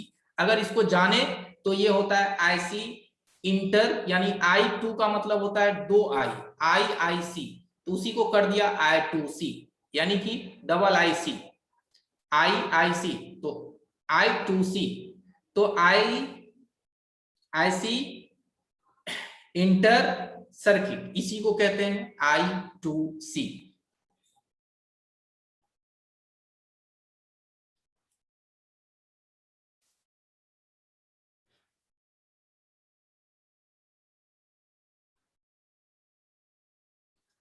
देखिए मैंने बताया कि आपकी जो ये फ्यूल गेज ऐसी है, आपके सीपीयू से ये कम्युनिकेशन बनाता है, यानी कि तभी ये ऑपरेट हो पाएगा। तो ये ऑपरेट तभी होगा जब तक कि एक आईसी दूसरे आईसी के बीच में कम्युनिकेशन नहीं होगा। तो कम्युनिकेशन बनने के लिए एससीएल एसडीए का यहाँ से डायरेक्ट पिन निकलता है, जो कि आपके सीपीयू से कनेक्ट होते हैं, डायरेक्ट कनेक्ट होता है। कनेक्ट होने के बाद इस पे जो है 2.2 किलो का रेजिस्टेंस लगा करके यहाँ जो एक सर्किट बना हुआ है, ये सर्किट को आप देखिए, ये सर्किट को मैंने यहाँ एक्सप्लेन करा, ताकि ये देखने के बाद आपको समझ में नहीं आएगा कि ये क्या है। ठीक है, यहाँ पे क्या हो रहा है आपको नहीं समझ में आएगा, इसीलिए मैंने इसको यहाँ पे एक्सप्लेन किया कि ये आपकी फ्यूल गेज ऐसी है, इसको हम FU कर देते हैं, और ये आपकी सीपीयू है। यहां से इसकी SCL SDA चला गया सीपीयू में, लेकिन उसके बावजूद भी सीपीयू इसका कम्युनिकेशन अभी नहीं हुआ है। कम्युनिकेशन तभी होगा जब तक कि इसको 1.8 वोल्ट की लाइन से 2.2 किलो का रेजिस्टेंस लगा करके इस पे सप्लाई नहीं दिया जाए, तब तक इस दोनों के बीच में कम्युनिकेशन बनेगा ही नहीं। भले बीप देगा, आप यहाँ काफी कंफ्यूज रहेंगे कि सर यहाँ तो दोनों में बीप पावर आ रहा है, लेकिन इसके बावजूद भी सर्किट क्यों नहीं काम कर रही है। वो इसलिए नहीं कर रहा है क्योंकि उसको सप्लाई नहीं मिल रहा है, यानी कि यहाँ की जो सिग्नल्स है यहाँ तक तभी आ पाएंगे जब तक उसमें सप्लाई नहीं रहेगा 1.8 वोल्ट। तो सप्लाई रहेगा तभी ये कम्युनिकेशन बना पाएंगे, जिसको कि हम लोग कहते हैं सेम रेजिस्टेंस लगा करके जो डबल लाइन पे सप्लाई जाता है, उसी को कहते हैं I2C लाइन। I2C लाइन आपने सुना होगा, काफी सारे इसको वीडियो भी मिलेंगे इस पे आपको आधारित। तो ये I2C लाइन जो है, ये जो I2C लाइन है, ये हर एक सर्किट में बनता है। ये मैं सिर्फ फ्यूल गेज की बात मैं इसलिए कर रहा हूं कि फ्यूल गेज में अगर आप एक छोटी सी सर्किट से इसकी वर्किंग को अगर आप समझ लेंगे, तो आगे की सर्किट में ये आपको काफी आसानी होगा समझने में। ठीक है, क्योंकि यहाँ काफी कम पिन है, जब आप ज्यादा से ज्यादा पिन में जाएंगे तो आपको उलझना ना पड़े। तो ये एक वर्किंग मेथड होता है कि डायरेक्ट अगर टाका भी गिरा दीजिएगा तो वो काम नहीं करेगा। टाका भिरने के बावजूद भी, क्योंकि फ्यूल गेज और सीपीयू का देखिए डायरेक्ट कम्युनिकेशन है, बीच में कोई सीरीज कंपोनेंट नहीं है, कुछ भी नहीं है, ना कंपोनेंट है ना कैपेसिटर है, कुछ भी नहीं है, डायरेक्ट कम्युनिकेशन है। तो डायरेक्ट कम्युनिकेशन में भी तभी डेटा यहां से वहां ट्रांसमिट हो पाएगा कि जब तक इस पे रेजिस्टेंस लगा करके सप्लाई नहीं जाएगा। अगर आप यहां से इस रेजिस्टेंस को निकाल दीजिए, सपोज दैट आप इस रेजिस्टेंस को यहां से रिमूव कर दीजिए, एक रेजिस्टेंस को, आपकी फ्यूल गेज ऐसी काम करना बंद कर देगा। ठीक है, अब फ्यूल गेज ऐसी काम करना बंद कर देगा, फिर अब जब ये काम करना बंद कर दिया, अब आप आईसी पे आईसी बदल रहे हैं, अब बोल रहे हैं सर हमारा काम हो नहीं रहा है। तो भैया पहले आप तो ये तो जान लीजिए कि इसकी सर्किट काम कैसे करती है। सिर्फ कंटिन्यूटी देने से भी ठीक नहीं होता है कि कोई चीज अगर डायरेक्ट कंटिन्यूटी दे दे तो वो हमारा सही है, नहीं, कंटिन्यूटी भी कोई एक अच्छी रिजल्ट नहीं है। अच्छी रिजल्ट तब है कि कंटिन्यूटी देने के बाद जब आप उसे हॉट टेस्टिंग करें, यानी कि वोल्टेज डाल करके, तो वहां पे हमें 1.8 वोल्ट भी मिलनी चाहिए, तभी हमारा सर्किट की जो कम्युनिकेशन है वो बन पाती है। तो किसी भी आईसी को खराब घोषित करने से पहले या कहने से पहले कि भैया ये आईसी खराब है, तो उसकी पहले कम्युनिकेशन चेक कीजिए, वोल्टेज चेक कीजिए। यही तो है हमारा ट्रेसिंग, कि आप किसी आईसी को कैसे कहेंगे कि सर ये आईसी खराब है। भाई खराब तो तब होगी ना कि पहले आप उसकी सारी लाइंस चेक कीजिए, क्या वो अलायंस ब्रेक है, क्या ये रेजिस्टेंस किसी ने रिमूव कर दिया। अब जानते ही नहीं है कि 2.2 किलो का रेजिस्टेंस का क्या काम होता है, 1.8 वोल्ट डिफॉल्ट वोल्टेज होते हैं, आपको मालूम नहीं है। I2C सर्किट कैसे बनता है आप जान नहीं रहे हैं, तो सिर्फ आईसी निकाल के लगाने से नहीं बनेगा आपका फोन कि सिर्फ सीपीयू एमएमसी निकाल के रिवॉल्व कर दिए काम हो जाएगा। कि सर मैंने तो नहीं काम किया, पावर भी बदल दिए, छोटी पावर भी बदल दिया, सीपीयू भी निकाला, ईएमएमसी भी निकाला, रिवॉल्व भी कर दिए, फिर भी फोन नहीं बना। तो कहां से बनेगा भैया, सिर्फ एक 2.2 किलो का जो रेजिस्टेंस है ना पूरी फोन को ब्रेक कर देगा।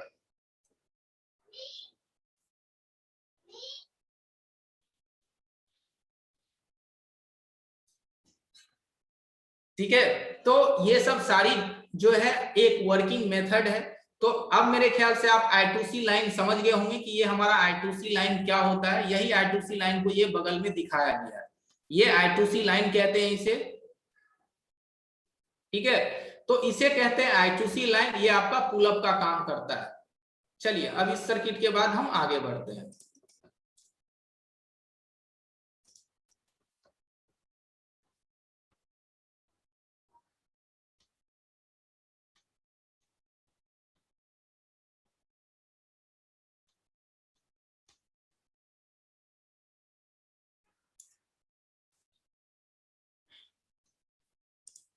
चलिए ये तो SCL एंड SDA के बाद है। अब यहाँ चेक कर लीजिए कि ये जाता है कि नहीं सीपीयू में, जैसा कि मैंने बोला कि ये सीपीयू में जाता है कि नहीं जाता है।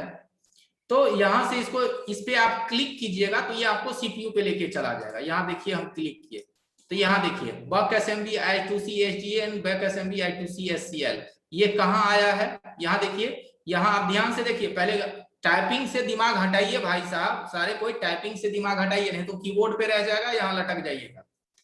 तो यहाँ क्या है कि हमारा बक असेंबली I2C SDA ये वही की लाइन है जो मैंने अभी समझाया, ये सीपीयू से कनेक्ट हुए, तो हुए कि नहीं। तो ये देखिए ये डायरेक्ट आया GPIO सेशन में। ये GPIO क्या होता है समझाते हैं। अब ये इसको छोटा करते हैं, ये देखिए आ गया आपका काम GPIO। ये क्या है U1101C। तो ये U1101C हमारी कौन सी ऐसी है जहां पे वो हमारा फ्यूल गेज का कम्युनिकेशन हुआ है। मैं तो बताया सीपीयू या है या नहीं, इसको कंफर्म कीजिए। तो यहां से इसकी नंबर को कॉपी कीजिए। ठीक है, कंट्रोल सी नहीं लेना है क्योंकि सी इसके लेयर है, अपने को सिर्फ ये नंबर लेना है 1101 लेना है, ओनली 1101 लेना है। और यहां से आ जाइए लेआउट में और यहां इसे पेस्ट कीजिए। यहां देखिए कौन सी आईसी पे आया, आया 1101 पे, यानी ये आपकी सीपीयू में आए। ये देखिए है ना ये सीपीयू, तो ये सीपीयू से कम्युनिकेशन हो गया इसका। ये हमारी सीपीयू है, सीपीयू का GPIO सेशन है। GPIO सेशन का मतलब होता है कि जनरल पर्पस इनपुट आउटपुट, यानी कि ये सब सारे लाइंस जो है इनपुट आउट का लाइंस है, यानी कि ये सिग्नल्स लेगा एवं सिग्नल्स देगा, डेटा रिसीव करेगा एवं डेटा देगा, यानी ताल्लुकात, यानी कि GPIO सेशन। यानी कि आपके सीपीयू के ये सब जितने भी पिंस हैं, ठीक है, 1 2 3 4 से लेकर के 10 11 12 ये सब जितने भी पिंस है, इतने सारे पिन जो है आपकी GPIO सेशन के तहत काम करता है। या अब ये क्या है, तो यहां से अब आप इसको क्लिक करेंगे तो ये रिटर्न आपको वहीं पे पहुंचा देगा। देखिए हम रिटर्न यहाँ क्लिक किए तो हमें ये रिटर्न यहाँ पे लेके आ गया, जबकि दोनों पेज जो है काफी डिफरेंस है। देखिए हम अभी यहाँ पे हैं और यहाँ से फ्यूल गेज से देखिए ये डायरेक्ट आपको जो है सीपीयू पे पहुंचा देगा। देखिए आपके पास सीपीयू पे ये पहुंचा दिया। अब देखिए सीपीयू सर्किट में कहाँ है, यहाँ पे है, देख रहे हैं, ये सीपीयू में पहुंचा दिया ना। यहाँ देखिए इस पेज को ध्यान से देखिए, MSM 8937 GPIO सेशन, नीचे देखिए, यानी कि सीपीयू का ये जो GPIO पेज है यानी general purpose input output page है, इस पेज से ये कंप्लीट मदरबोर्ड में जो आईसी रहती है उसको ये कंट्रोल करता है। ठीक है, उसको ये कंट्रोलिंग का पेज है।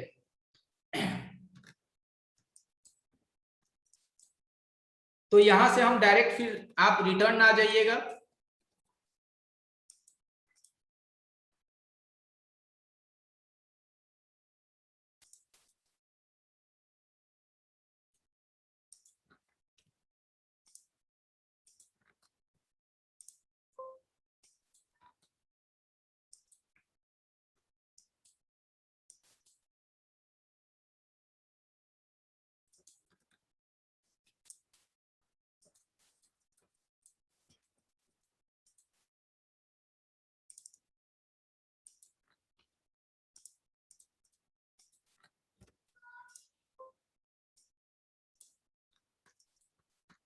तो कुछ लोग लिख रहे हैं कि ऊपर से जा रहा है, काहे इतना जल्दी काहे जाएगा ऊपर से, अभी तो स्टार्ट ही किए हैं, अभी तो स्टार्ट ही हुआ है, अभी तो पूरा फिल्म बाकी है, इतने में थक जाइएगा, अभी तो ट्रेलर था, मूवी बाकी है, तो मूवी नहीं देखना है आज क्या?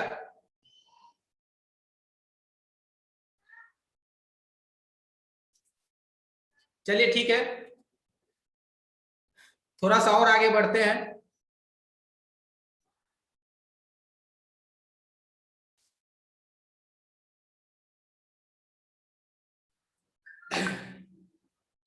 चलिए 1 मिनट जरा आप होल्ड कीजिए, चैट बंद कीजिए। तो देखिए pull up and pull down में भी बताएंगे, सब बताएंगे। जीपीआईओ का मतलब बताया ना सर कि सीपीयू की एक ऐसी पार्ट है, मैंने जीपीयू की मतलब बताया, जीपीआईओ का मतलब कि आपके सीपीयू का एक ऐसा सेक्शन है जो कि ओनली फॉर कमांडिंग का काम करता है, यानी कि सिग्नल देने का और लेने का काम करता है, उसी को कहते हैं जीपीआईओ सेशन, यानी कि जनरल पर्पस इनपुट आउटपुट। यानी कि ये एससीएल एसडीए जो है आपके सीपीयू के जिस भाग से जाकर के कनेक्ट होता है उसे जीपीआईओ सेशन कहते हैं, ठीक है। अब यहां देखिए कि अब बारी आई चेक करने की, ठीक है, बारी आई चेक करने की कि आपकी सपोज दैट कि यहाँ पे आपको 1.8 वोल्टेज कहाँ चेक करने हैं, तो इस 2.2 के रेजिस्टेंस को आप अपनी मदरबोर्ड पे ढूंढ लीजिए, R10-15 को कॉपी कीजिए और आ जाइए यहां से अपनी बोर्ड पे और कंट्रोल भी कीजिए। तो यहां देखिए R10-15 एंड 10-16, यही है ना, R10-15 एंड 10-16, ठीक है। अब यहाँ आए 8-10-15 एंड 10-16, यहाँ हमें 1.8 वोल्ट चाहिए और ये क्यों लगा हुआ है, अब आपको मजा आएगा। देखिए ये आपकी बोर्ड है, इस बोर्ड पे यही ये दोनों रेजिस्टेंस है, यही ये दोनों रेजिस्टेंस है, और अभी 5 मिनट पहले क्या इस दोनों रेजिस्टेंस के बारे में आप जानते थे, और ये रेजिस्टेंस अब क्या है अब आप जानते हैं। अब ये रेजिस्टेंस कहाँ लगा हुआ है, कितनी वोल्टेज यहाँ हमें मिलनी चाहिए, अब आप समझ सकते हैं, ठीक है। तो अभी तक आपको यहाँ इस रेजिस्टेंस के बारे में नॉलेज नहीं था। आईसी के बारे में आप जानते होंगे कि ये फ्यूल गेज आईसी है, बल इसके आसपास की जो कंपोनेंट है आप उसकी कनेक्शन नहीं जानते हैं, उस कंपोनेंट्स के लगे रहने का मतलब नहीं जानते हैं, वो है या नहीं है आप उसको ध्यान में नहीं रखते हैं, आप सिर्फ आईसी को फोकस करते हैं। अरे भाई साहब नहीं काम कर रहा है, आईसी निकालो दूसरा बोर्ड से डालो, भाई साहब उसके बगल की आप कंपोनेंट को कहाँ चेक किए, वहां हमें जो वोल्टेज आनी चाहिए था वो नहीं चेक किए। तो अभी कुछ देर पहले आपको इसके बारे में आइडिया नहीं था, अब आप इसके बारे में समझ गए कि वो दोनों रेजिस्टेंस में से अगर एक भी निकल जाए तो वो हमारी फ्यूल गेज ऐसी काम करनी बंद कर देगी, सीपीयू से कम्युनिकेशन उसका छूट जाएगा। तो इसी तरह से आप जरा एक चीज मुझे बताइए कि आपके मोबाइल में अगर ऑडियो की एम्पलीफायर ऐसी लगी हुई है और अगर उसकी कम्युनिकेशन सीपीयू से निकल जाए तो क्या वो ऐसी आपका काम करेगा? अब आप ऑडियो ऐसी को बदलते रहिए, चेंज करते रहिए, नहीं है कि नहीं काम करेगा, आप थक जाइएगा, वो नहीं काम करेगा। तो सबसे पहले हमें उसकी वर्किंग मेथड समझना पड़ता है कि कोई भी आईसी हो, आप सबसे पहले उसकी जब तक वर्किंग मेथड नहीं जानेंगे फॉल्ट नहीं मिलेगा, ढूंढते रह जाएंगे और फिर बाद में वही बोलेंगे कि सर आपने तो सिर्फ निकालना लगाना सिखाया, सर आपने तो सिर्फ निकालना लगाना सिखाया, फॉल्ट फाइंडिंग हमको आता कहाँ है?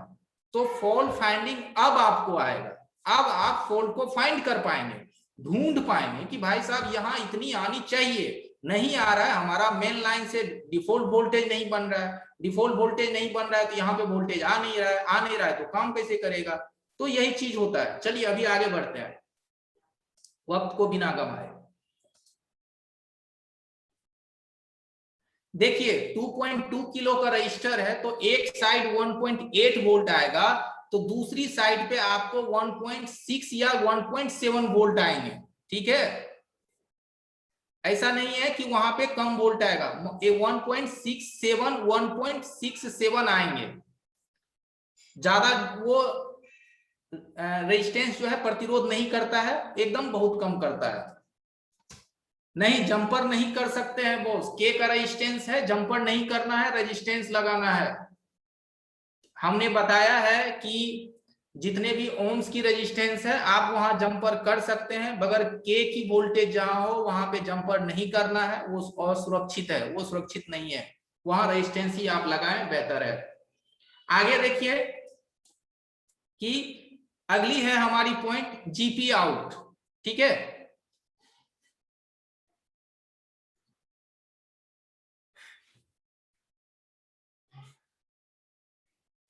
अब अगली सेक्शन है, देखिए कम्युनिकेशंस का पता बिल्कुल चलेगा, उस पॉइंट पे आपको वैल्यू आएंगे। अगर आप आईसी निकाल भी देंगे तो अगर वो सीपीयू से कम्युनिकेट होगा तो वहां पे आपको रीडिंग्स आएगी। अगर आप वहां की 2.2 किलो की रेजिस्टेंस को भी निकाल देंगे, आईसी को भी निकाल देंगे, तो भी वहां पे आपको वैल्यू आएगा। मल्टीमीटर से जब आप ग्राउंड रेजिस्टेंस वैल्यू चेक करेंगे, यानी लाल प्रोड को ग्राउंड करके काला प्रोड से चेक करेंगे, तो वहां पे आपको वैल्यू आएगा, तो पता चल जाएगा सीपीयू से वो कनेक्ट है।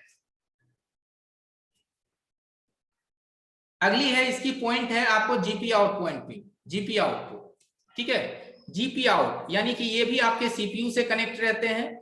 और यहां पे भी देखिए वीआरईजी लाइन से 1.8 वोल्ट की सप्लाई आ रहा है। यानी कि गौर कीजिएगा, स्कीमेटिक में गौर करने का मतलब है ध्यान दीजिएगा। ध्यान देना यह है कि यहां देखिए वीआरईजी लाइन, वीआरईजी L5 1.8, तो मैंने बताया था कि आपकी पावर ऐसी जो है एक डिफॉल्ट वोल्टेज बनाता है 1.8 वोल्ट का, जिसको बोलते हैं डिफॉल्ट सप्लाई। वही डिफॉल्ट सप्लाई आपका यहां भी दिया गया है A1 पॉइंट पे, जीपी आउटपुट। तो ये भी आपके सीपीयू से कनेक्ट होते हैं, इस पे भी देखिए 1.8 वोल्ट की सप्लाई दिया गया है। तो इसको हम I2C सर्किट नहीं कह सकते हैं, वहां पे I2C सर्किट उसे आप कह सकते हैं, वो I2C सर्किट बनता है, लेकिन ये I2C सर्किट नहीं है, इसे कहते हैं पुल अप रजिस्टर। क्योंकि यहाँ सेम दो वैल्यू और सेम दो सर्किट जनरेट नहीं हो रहे हैं, यहाँ सिंगल सर्किट जनरेट हो रहा है, तो इसे कहेंगे पुल अप रेजिस्टेंस। अभी किसी ने पूछ रहा था चैट में कि sir what is difference between I2C line and pull up resistor, तो this is the real difference कि I2C में आपको जो टू कम्युनिकेशन होते हैं सेम वैल्यू की, और जो पुल अप रेजिस्टेंस होते हैं वहां अलग जो है हमारा वैल्यू होता है। तो यहाँ क्या है 5.1 किलो का रेजिस्टेंस लगा करके सेम उसी लाइन से, जो लाइन आपने देखा डिफॉल्ट वोल्टेज 1.8, उसी लाइन से यहाँ पे भी सप्लाई दिए गए हैं। तो ये भी आपके सीपीयू में जाएगा। देखिए जीपी आउटपुट ये भी आपकी सीपीयू में जा रहा है, जीपीआईओ सेशन। ठीक है, जीपी आउटपुट ये भी आपके सीपीयू से कनेक्ट हो रहा है। अगर ये रेजिस्टेंस भी आपकी निकल जाए तो आपकी यहाँ पे आईसी का कम्युनिकेशन वहां से छूट जाएगा। तो इस रेजिस्टेंस को देखने के लिए इस नंबर को कॉपी कीजिए, कंट्रोल सी कीजिए और आ जाइए लेआउट में, इंटर। तो R0505 तीसरा रेजिस्टेंस इसके बगल में। अब देखिए यहाँ पे देखिए तीसरी रेजिस्टेंस, दो तो ये था, तीसरा ये है। तीसरा रेजिस्टेंस भी समझ गए इसकी क्या कहानी है, तीसरा रेजिस्टेंस के बारे में समझ गए कि 5.1 किलो की रेजिस्टेंस है, ये भी 1.8 वोल्ट की लाइन से लगा है और ये जीपी आउटपुट कर रहा है, यानी कि ये भी आपके सीपीयू से कम्युनिकेशन लाइन है। तीन रेजिस्टेंस का आपको स्टेटस इसका क्लियर है। आगे की ओर देखते हैं।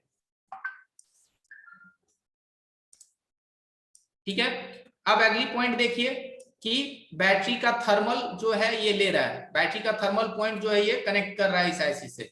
अभी किसी ने जिक्र कर रहा था कि सर बैटरी की थर्मल थर्मल थर्मल, तो थोड़ा वेट कीजिए, सब धीरे धीरे दिखता है। तो बैटरी की जो थर्मल है वो आपकी फ्यूल गेज आईसी से कनेक्ट हो रहा है। तो मैंने बताया था शुरू में ही कि बैटरी की जो थर्मल पॉइंट होते हैं उसी से आपके बैटरी का जो परसेंटेज है वो गेन होता है, यानी कि पता चलता है कि क्या उसकी परसेंटेज अप हो रहे हैं क्या डाउन हो रहा है, वो बैटरी की थर्मल पॉइंट से। तो देखिए यहां से 0 ohms की रेजिस्टेंस लगा करके आपकी बैटरी थर्मल से ये कनेक्ट हो रहा है, और बैटरी थर्मल से यहाँ पे 1 मेगा का रेजिस्टेंस लग करके वीडीडी गेज आपके बन रहे हैं। 1 एम का मेगा, देखिए 1 मेगा का रेजिस्टेंस लगा करके वीडीडी गेज बन रहा है।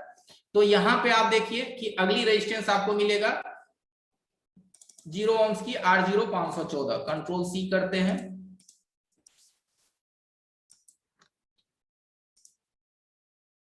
तो यहां है हमारा तीसरा रेजिस्टेंस, यहां नीचे तीसरा रेजिस्टेंस मींस यहां नीचे कैपेसिटर के बगल में, यहां दो बड़े कैपेसिटर के बगल में। चलिए मदरबोर्ड पे आ जाते हैं।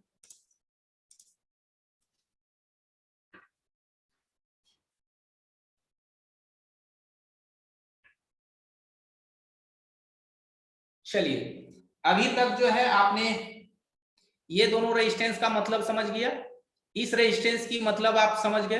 अब आप इस रेजिस्टेंस का मतलब समझ गए कि ये भी 0 ओम्स की रेजिस्टेंस लगी हुई है, बैटरी के थर्मल पॉइंट से ये आपका कनेक्ट है, बैटरी की थर्मल पॉइंट से ये रेजिस्टेंस दो बड़े कैपेसिटर के बगल में, यानी कि तीन कैपेसिटर के ये बीच में लगा हुआ है। नहीं दिख रहा है, समझ में आ रहा है तो आपको मैं फिर से दिखाता हूं। यहाँ देखिए दो बड़े कैपेसिटर है सीसी, उसके बीच में ये लगा हुआ है 0 ओम्स का रेजिस्टेंस, यानी कि ये बीप करना चाहिए मल्टीमीटर से। चलिए चेक भी कर लेते हैं। मल्टीमीटर है, बीप का आवाज आपको सुनाई दे रहा होगा। अब इसको जरा चेक कर लेते हैं। तो देखिए ये बीप कर रहा है, ठीक है। और जो के की है वो बीप नहीं करता है, वो रीडिंग्स देते हैं।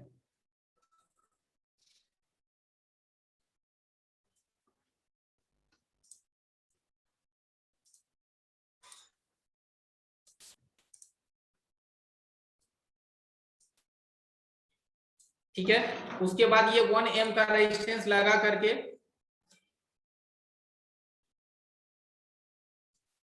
R0 516,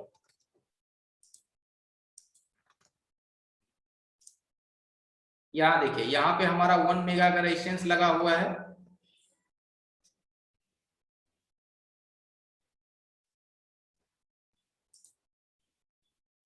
ये वाली ये रेजिस्टेंस आपकी सिर्फ वैल्यू देंगे,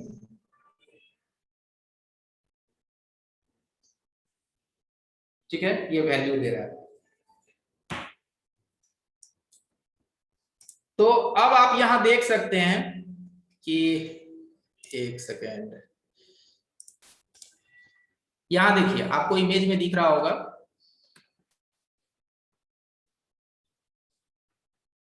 दो ऊपर की रेजिस्टेंस, तीसरा ये हमारा 5.1 किलो, 2.2 किलो, 5.1 किलो, और ये जो है हमारा 1 मेगा की रेजिस्टेंस है, ये वाली रेजिस्टेंस 1 मेगा की है। और ये वाली जो हमारी रेजिस्टेंस है ये हमारी ओम्स की रेजिस्टेंस है, ये हमारी थर्मल लाइन से जुड़ा हुआ है। और इस थर्मल लाइन से ही 1 मेगा का रेजिस्टेंस लग करके ये आपकी आईसी से कनेक्ट होता है, इस आईसी से ये कनेक्ट होता है। देखिए ये 0 ओम्स की रेजिस्टेंस लगे हुए हैं, 0 ओम्स से रेजिस्टेंस लगने के बाद ये ओम्स की बीप करेगा, ये मेगा की रेजिस्टेंस आपको बीप नहीं करेगा। यहां से ये रेजिस्टेंस लगने के बाद ये VDD गेज बनाता है, यहां से ये VDD गेज, यानी कि ये पॉइंट और ये पॉइंट आपस में जुड़ जाएगा। ये दोनों पॉइंट, ये जो VDD गेज देख रहे हैं, ये VDD गेज से ये आपस में कनेक्ट हो जाएंगे, यानी कि 1 मेगा से C0 507।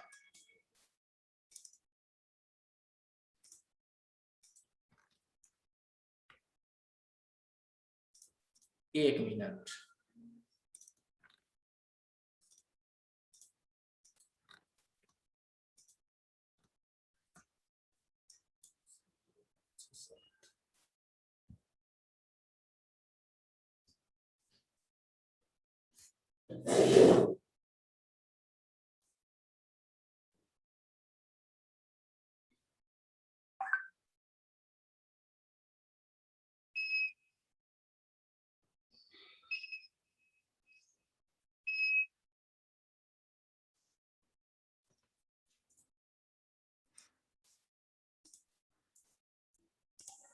चलिए यहाँ फिर से मैं रिपीट करता हूं कि बैटरी की जो थर्मल पॉइंट आते हैं, बैटरी की थर्मल पॉइंट वो 0 ओम्स का रेजिस्टेंस लगा करके आपके फ्यूल गेज आईसी से कनेक्ट हो जाता है।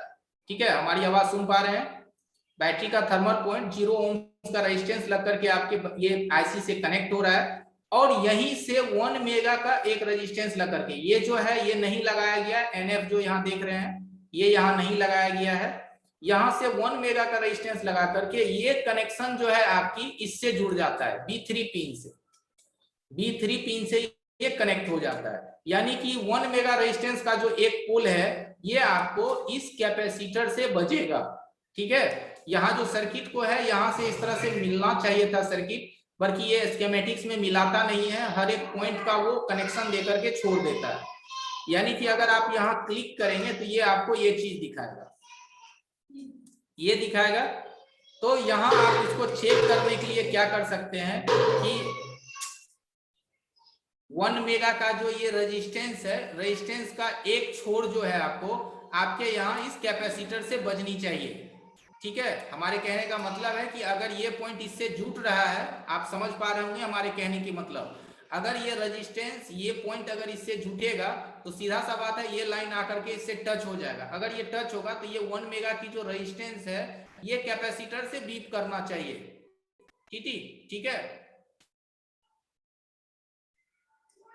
तो ये VDD गेज है, यानी कि आपकी जो गेज बनते हैं, आपकी बैटरी का जो भी परसेंटेज बनता है वो आपको ये यहाँ से कनेक्ट होने के बाद ही बनता है। तो यहाँ से हम यहाँ चेक करते हैं, यानी कि सबसे पहले हम इस कैपेसिटर को देखते हैं कहाँ है। तो इसकी नंबर को कॉपी कीजिए।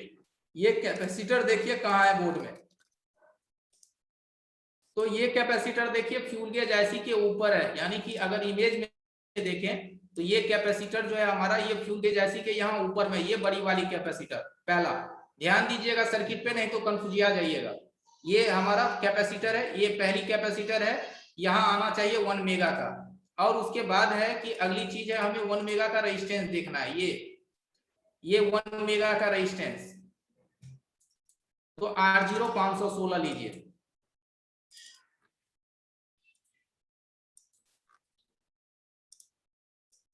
ठीक है, तो यहाँ देखिए R0 516 हमारा यहाँ लगा हुआ है IC के जस्ट यहाँ बगल में, यानी कि IC के जस्ट कोने में ये वाली रेजिस्टेंस। ठीक है, ये वाली रेजिस्टेंस से हमें इस कैपेसिटर पे बीप चाहिए। अगर बीप मिलता है तो हम समझ जाएंगे कि ये पॉइंट उससे बजेगा। तो यही चीज हमें बोर्ड पे चेक करना है कि यहाँ पे ये वाली जो रेजिस्टेंस है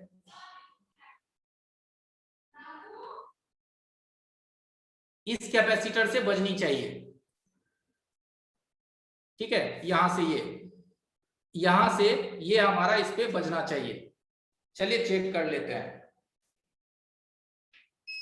देखिए मल्टीमीटर का बीप आपको सुनाई दे रहा होगा।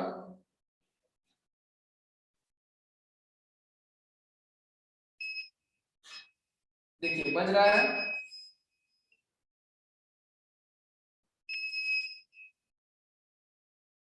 ठीक है, ये कनेक्ट है, यहाँ पे ये कनेक्ट है, यानी कि ये जो रेजिस्टेंस है ये इससे कनेक्ट है,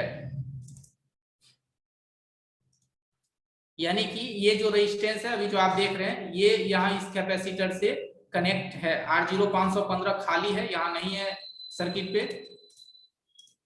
देखिए R0 515 खाली है, ये नहीं है।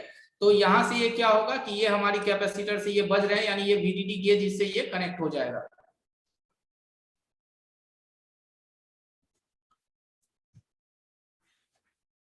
ठीक है, तो ये जब इससे पिन कनेक्ट हो जाता है उसके बाद जो हमारी बैटरी की जो गेज है वो बनने स्टार्ट हो जाते हैं, और स्टार्ट होने के बाद हमारा जो है IC काम करना चालू कर देता है। जी रेजिस्टेंस को ये जो देखिए ये जो रेजिस्टेंस है 1 मेगा की आप VDD गेज ये देख रहे हैं, इसको आप यहाँ कैपेसिटर से जंपर कर सकते हैं। तो ये ऑलरेडी सर्किट पे बना हुआ है। ठीक है, NF का मतलब है नॉट फिटेड, यानी कि वहां पे ये कंपोनेंट स्किप किया गया है, ये कंपोनेंट की वहां आवश्यकता नहीं थी, इसीलिए NF नॉट फिटेड। देखिए सीधा सा बात समझिए, ये पॉइंट जो है इसकी ग्राउंड है। IC की अंदर की पॉइंट को अगर आप जान, एक चीज मैं आप लोगों को बता दूं, स्कीमेटिक डायग्राम जो बनते हैं, एक चीज आप लोग ध्यान से सुनिएगा, काफी इंपोर्टेंट चीज है शायद मेरे ख्याल से।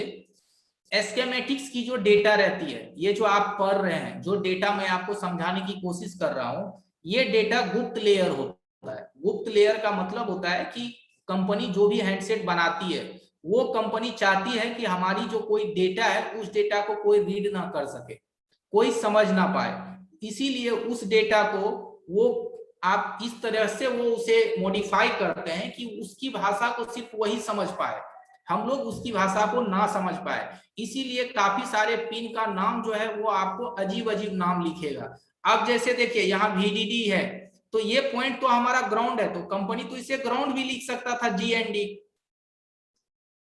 ठीक है, कंपनी इसे यहाँ GND भी लिख सकता था, लेकिन बट उसने VSS लिख दिया। समझ रहे बात को? तो वो आपको काफी सारा कुछ ऐसे वर्ड आपको इसमें मिलेंगे जिसका कि कोई जरूरी नहीं है कि मतलब चाहिए ही चाहिए। ये चीज भी आप जान लीजिए कि स्कीमेटिक्स जो होता है एक काफी गुप्त डेटा होता है। इससे कोई नहीं चाहता है कि हमारी डेटा को हर कोई पढ़ पाए, हमारे फोन्स की फंक्शंस को हर कोई जान पाए, हमारी उसकी बनावट को कोई समझ पाए। तो ये इंपॉर्टेंट डेटा रहता है, इसे इस तरह से मॉडिफाई किया जाता है कि आपको कुछ ऐसे वर्ड मिलेंगे जिसका कि अगर आप मतलब ढूंढने पे जाएंगे तो आपको बहुत ज्यादा माइंड पे प्रेशर बनेगा। तो इसीलिए हम लोग डायरेक्ट वर्किंग पॉइंट को पकड़ते हैं। वर्किंग मीन्स डायरेक्ट पकड़ते हैं कि ग्राउंड है तो भाई साहब यहाँ कुछ है, हमको कोई मतलब नहीं है, ये पॉइंट हमारी ग्राउंड है, हो गया, बात खत्म। अब यहाँ हमारे वीवैट पॉइंट एंट्री हो रहा है तो एसआरपी है वीवैट की पॉइंट इससे कनेक्ट हो रहा है, वीवैट लाइन भी हम इसे कह सकते हैं, वीवैट। ठीक है, तो उतना ज्यादा कंफ्यूज मत होइए। VDD का मतलब होता है वोल्टेज, जो हमारी जो डायरेक्ट वोल्टेज नहीं, IC टू IC जो वोल्टेज होते हैं 1.8 वोल्ट की लाइन को, उसे VDD वोल्टेज कहा जाता है।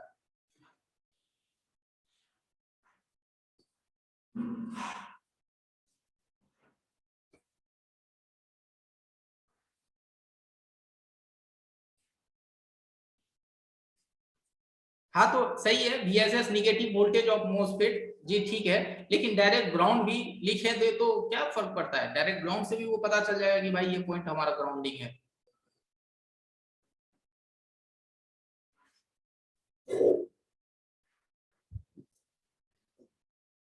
चलिए, तो इस चीज को हम अभी यहीं तक रहने देते हैं, इससे आगे की जो डिटेल्स है वो हम लोग कल देखेंगे।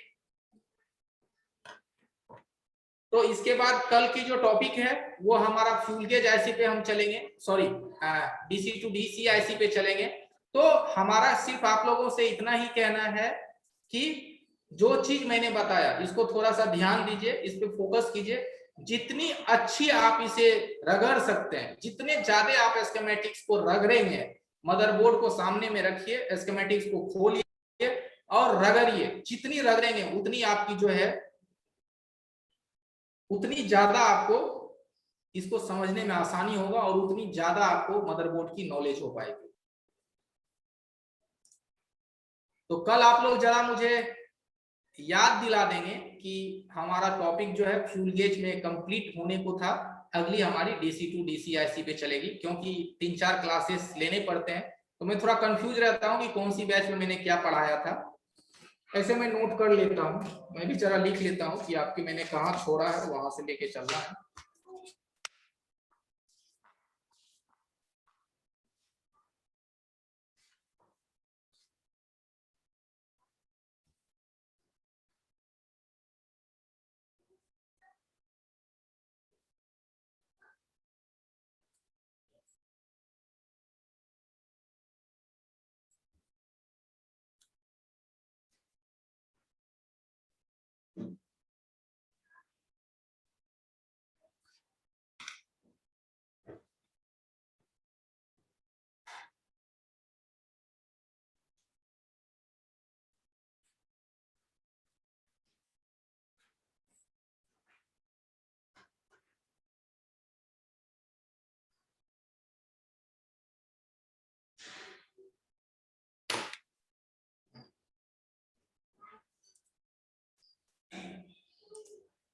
चलिए, ज्यादा टाइम तो नहीं है हमारे पास, तो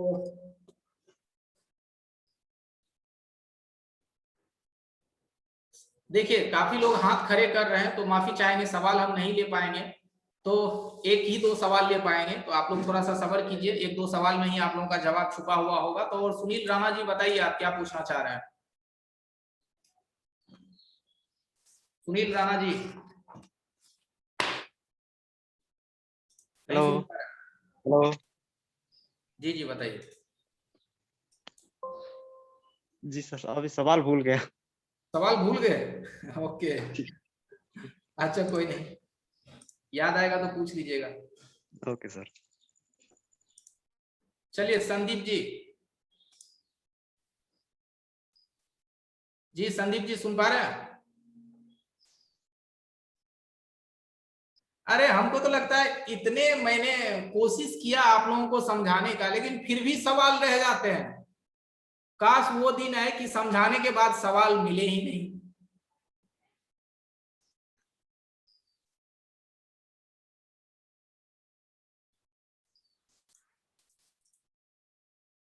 और चलिए एमजी हुसैन जी बताइए, हिसामुद्दीन जी, एमडी हेलो सर, हिसामुद्दीन नमस्ते। जी, जी बताइए। जी सर, नमस्ते। हाँ सर मैं ये सुबह कह रहा हूँ बताइए। कि सर आपने जो क्यूलगेट आईसी के बारे में बताया है, हम्म। सर पहली जो लाइन हो जाती है, मान लीजिए वो बी बैच जो लाइन जाती है इनपुट करती है अंदर, ठीक है ना। आवाज कम आता है सर, थोड़ा लाउडली बोलिए। हेलो हेलो सर, जो क्यूलगेट जो आईसी है हम्म। सर, उसके बाद जो वी बैच वहां से निकलता है सर, वो वन रेजिस्टेंस लगा के फिर वी वोल्टेज क्या है सर, वी चार्ज। वो आगे अभी हम बढ़े कहाँ भी चार्ज हिसामुद्दीन जी, पीछे में अभी रहिए ना, आगे जाएंगे ना सर, अभी आगे तो जी हम गए सर। नहीं। सर मान लीजिए क्यूलगेट आईसी खराब हो जाएगी तो हमारा मोबाइल ऑन नहीं होगा। फ्यूल गेज ऐसी अगर खराब हो जाए तो आपकी जो परसेंटेज है वो आपको एकदम अनबैलेंस्ड बताएंगे, यानी कि 150% भी बता सकता है, 200% भी बता सकता है। और अगर ऐसी शॉर्ट कर गई या फिर वो लाइन शॉर्ट कर गया, जीपीआईओ का एससीए या एससीएल लाइन अगर ड्रॉप हो गए तो आपका हैंडसेट ऑन भी नहीं होगा, क्योंकि वो सीपीयू को ड्रॉप कर देगा। अगर सर खाली आईसी खराब हो और लाइन शॉर्ट ना हो तो मोबाइल डेट हाँ तो ऑन मोबाइल जो होगा। है, नहीं मोबाइल ऑन हो जाएंगे, मोबाइल ऑन हो जाएंगे, परसेंटेज रॉन्ग बताएगा, कुछ भी बता सकते हैं। कभी कभार ऐसा अच्छा किसी मान को ली आया सर हो। सर कभी ऐसा होता है ना कि बैटरी चार्ज में लगाते हैं, ठीक है ना, तो परसेंटेज नहीं बढ़ता है। देखिए परसेंटेज नहीं बढ़ता है, उसकी और भी वजह रहते हैं, लेकिन ये अगर फ्यूल गेज ऐसी का अगर सेपरेट प्रॉब्लम रहे तो आपकी परसेंटेज अगर बैटरी 10% है तो वो हो सकता है कि 200% बताए। कभी कोई ऐसा फोन आपके पास आया होगा जिसकी परसेंटेज 200% बता दे या 5000% बता दे। कभी किसी ने कोई देखा होगा कि किसी मोबाइल में परसेंटेज जो है वो 500% बता दिया, 200% बता दिया। ये अल के बल जो परसेंटेज निकलते हैं वो फ्यूल गेज का इशू होता है। तो अभी तक तो नहीं देखा था। हाँ दिखेगा कभी ना कभी। ओके। हाँ विजय जी 102 तक देखा है, 102%। विजय जी उनको दिखा है 102%। चलिए ठीक है आगे बढ़ते हैं।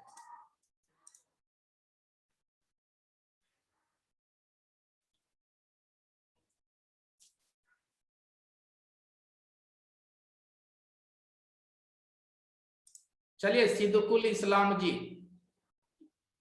हाँ नमस्ते सर। जी नमस्कार, बताइए। हाँ सर, वो अच्छा तो लगा, बहुत मजा आया। टाइम ऐसे घट रहा है कि समझते समझते टाइम ही चला जा रहा है। अरे टाइम तो हो गया ऐसे समझते कुछ लग रहा समझते है, लेकिन समय अच्छा खत्म लगा। हो जा रहा है, लेकिन टॉपिक बचे हुए रह जाते हैं। बच्चे हुए रहता है सर। जी जी जी। स्कीमेटिक देखिए तो एक सर जो मैं सभी को बता हाँ दूं, सर। स्कीमेटिक एक ऐसा चीज है कि अगर इसकी एक एक पिन को डिफाइन करेंगे तो 2 महीना लग जाएगा। इसीलिए हाँ एक सर, एक बिल्कुल डिफाइन बिल्कुल। करना टफ है। ला लेकिन 1 या 2 सेक्शंस तक हम जरूर डिफाइन करते हैं ताकि आपको इसकी पढ़ने की पूरी नॉलेज आ जाए कि कैसे पढ़ा जाता है। फिर आप पूरी किताब जी उल्टा जी के जी पढ़ते सर। रहिए, पूरी किताब उल्टाइए, मुझे कोई प्रॉब्लम नहीं है। ठीक है। कोई प्रॉब्लम नहीं। जी जी सर। जी सर। ओके। जी सर। हाँ सर।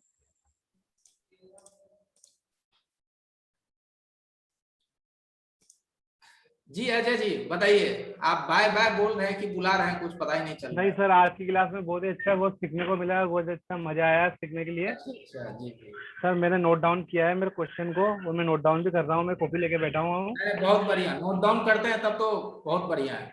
सर मैं ये पूछ रहा था कि ये जो डीसी टू डीसी आईसी होती है, इसको पीएमआई आईसी को ही डीसी टू डीसी आईसी बोलते हैं sir? Yes sir, DC to DC IC को ही पीएमआई आईसी कहते हैं। सभी हैंडसेटों में? जी अच्छा, और ये जैसे पीसीबी लेआउट और स्कीमेटिक और ब्लॉक डायग्राम में क्या अंतर है इनमें, तीन तीन देखिए चीजों में? पीसीबी लेआउट का मतलब होता है हमारे मदरबोर्ड का एक सेकेंड कॉपी, उसे कहते हैं पीसीबी लेआउट, जिसमें आपको कंपोनेंट की जो है नंबर दिखेंगे, सारे का कोड दिखेगा, सर्च कोड कहते हैं उसको। क्योंकि वो सर्च कोड होता है सिर्फ, वो तो ना रेजिस्टेंस का वैल्यू होता है ना मान होता है, वो सिर्फ सर्च कोड रहते हैं। मैं आपको सर्च कोड, और पीसीबी जो लेआउट हमारे सर्च कोड।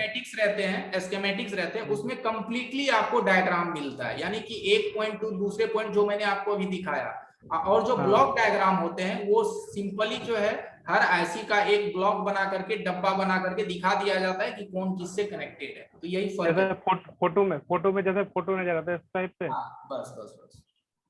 अच्छा, ठीक है। और ये वो थे मेरे, ये जीपी वैल्यू क्या है, जैसे जीआर वैल्यू क्या चीज है ये? जीआर वैल्यू है ground resistance value. Ground resistance value का मतलब होता है कि अगर आप किसी भी आईसी को, मान लिया जाए फ्यूल गेज को मैंने निकाल दिया, फ्यूल गेज को निकाल दिया और फ्यूल गेज पे जो I2C लाइन की जो रेजिस्टेंस लगे हुए थे 2.2 किलो की, उसे भी मैंने निकाल दिया। अब मुझे ये पता करना है कि SCL एंड HDL लाइन जो है हमारी सीपीयू से जुड़ा हुआ नहीं है या नहीं है। इस चीज को कंफर्म करने के लिए मल्टीमीटर को कंटिन्यूटी रेंज में सेट करेंगे, प्लस प्रॉड को ग्राउंड करेंगे और माइनस प्रॉड को SCL एंड HDA पॉइंट पे कनेक्ट करेंगे, तो आपका मल्टीमीटर वैल्यू देना चाहिए। तो अगर वैल्यू देता है तो उसी को कहते हैं जीआर वैल्यू, और आप कंफर्म हो जाते हैं कि हमारी सीपीयू से ये लाइन जो है वो कनेक्टेड है। अगर वैल्यू आई तो पता लगेगा कि कनेक्टेड, अगर वैल्यू नहीं आई तो कनेक्टेड। अगर नहीं आई तो पता लग जाएगा कि सीपीयू से डिस्कनेक्टेड है, या हो सकता है सीपीयू रिवॉल्व करने पड़ेंगे, या हो सकता है कि ट्रैक कट गया होगा। ठीक है सर। और ये SCL HDA और जीपी आउट का क्या है फुल फॉर्म इसमें? जनरल पर्पस इनपुट आउटपुट, यानी वो कम्युनिकेशन लाइन कहते हैं उसको। ठीक है सर, ओके सर। और ये आईडी जो थर्मिस्टर होती है, हाँ जी, आईडी और थर्मिस्टर, आईडी का प्लस काम माइनस होता आईडी। है आपके बैटरी और आईसी के बीच में उसकी पहचान करना, यानी आइडेंटिफिकेशंस करना, और थर्मिस्टर का काम होता है आपके बैटरी की रियल टाइम परसेंटेज और टेम्परेचर को पता करना। ठीक है सर, ओके।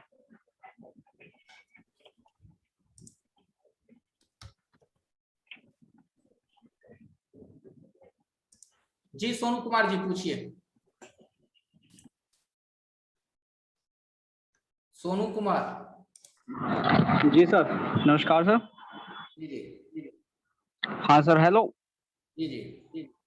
सर मैं ये पूछ रहा हूँ, जैसे हमारी फ्यूल गेज आईसी थी सर, इस पे बी बैट वोल्ट एंटर हुआ था सर इसमें, और एक साइड से आउटपुट हुआ था, तो सर इसमें कैसे पता लगेगा सर एंटर किधर से हुआ और आउटपुट किधर से हुआ?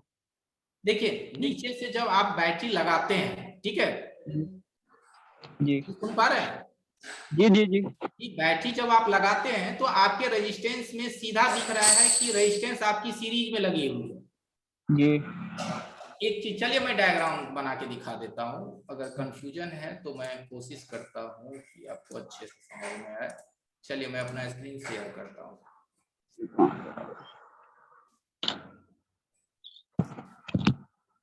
ये देखिए, ये आपकी बैटरी कनेक्टर है, ठीक है, बैटरी कनेक्टर है।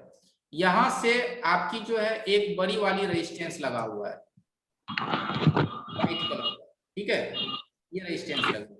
यहाँ पे फ्यूल गेज ऐसी लगा हुआ है। ये रेजिस्टेंस पे ये हमारी बैटरी की वोल्टेज जा रही है, और यहाँ से ये वोल्टेज आगे जा रहा है। यहाँ से फ्यूल गेज ऐसी में एक वोल्टेज एंट्री हो रहा है और यहाँ से एक वोल्टेज एंट्री हो रहा है।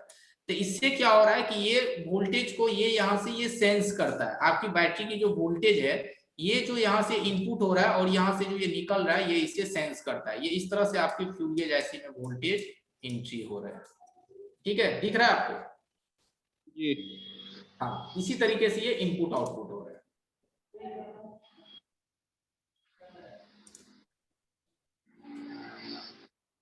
ठीक है, तो चलिए दोस्तों, बाकी का सवाल तो काफी लोग हैं, टाइम हमारे पास काफी कम है, तो उम्मीद है कि जी स्कीमेटिक डायग्राम मैं ग्रुप में डाल देता हूं, आप लोग उसे उल्टाइए, पढ़िए, समझिए। मैं ग्रुप में अभी शेयर कर देता हूं, ठीक है, आप लोग अपनी ग्रुप चेक कर लीजिए, मैं स्कीमेटिक्स आप लोगों के ग्रुप में डाल रहा हूं, ठीक है। ओके ओके भाई, कल मिलते हैं आप लोगों से।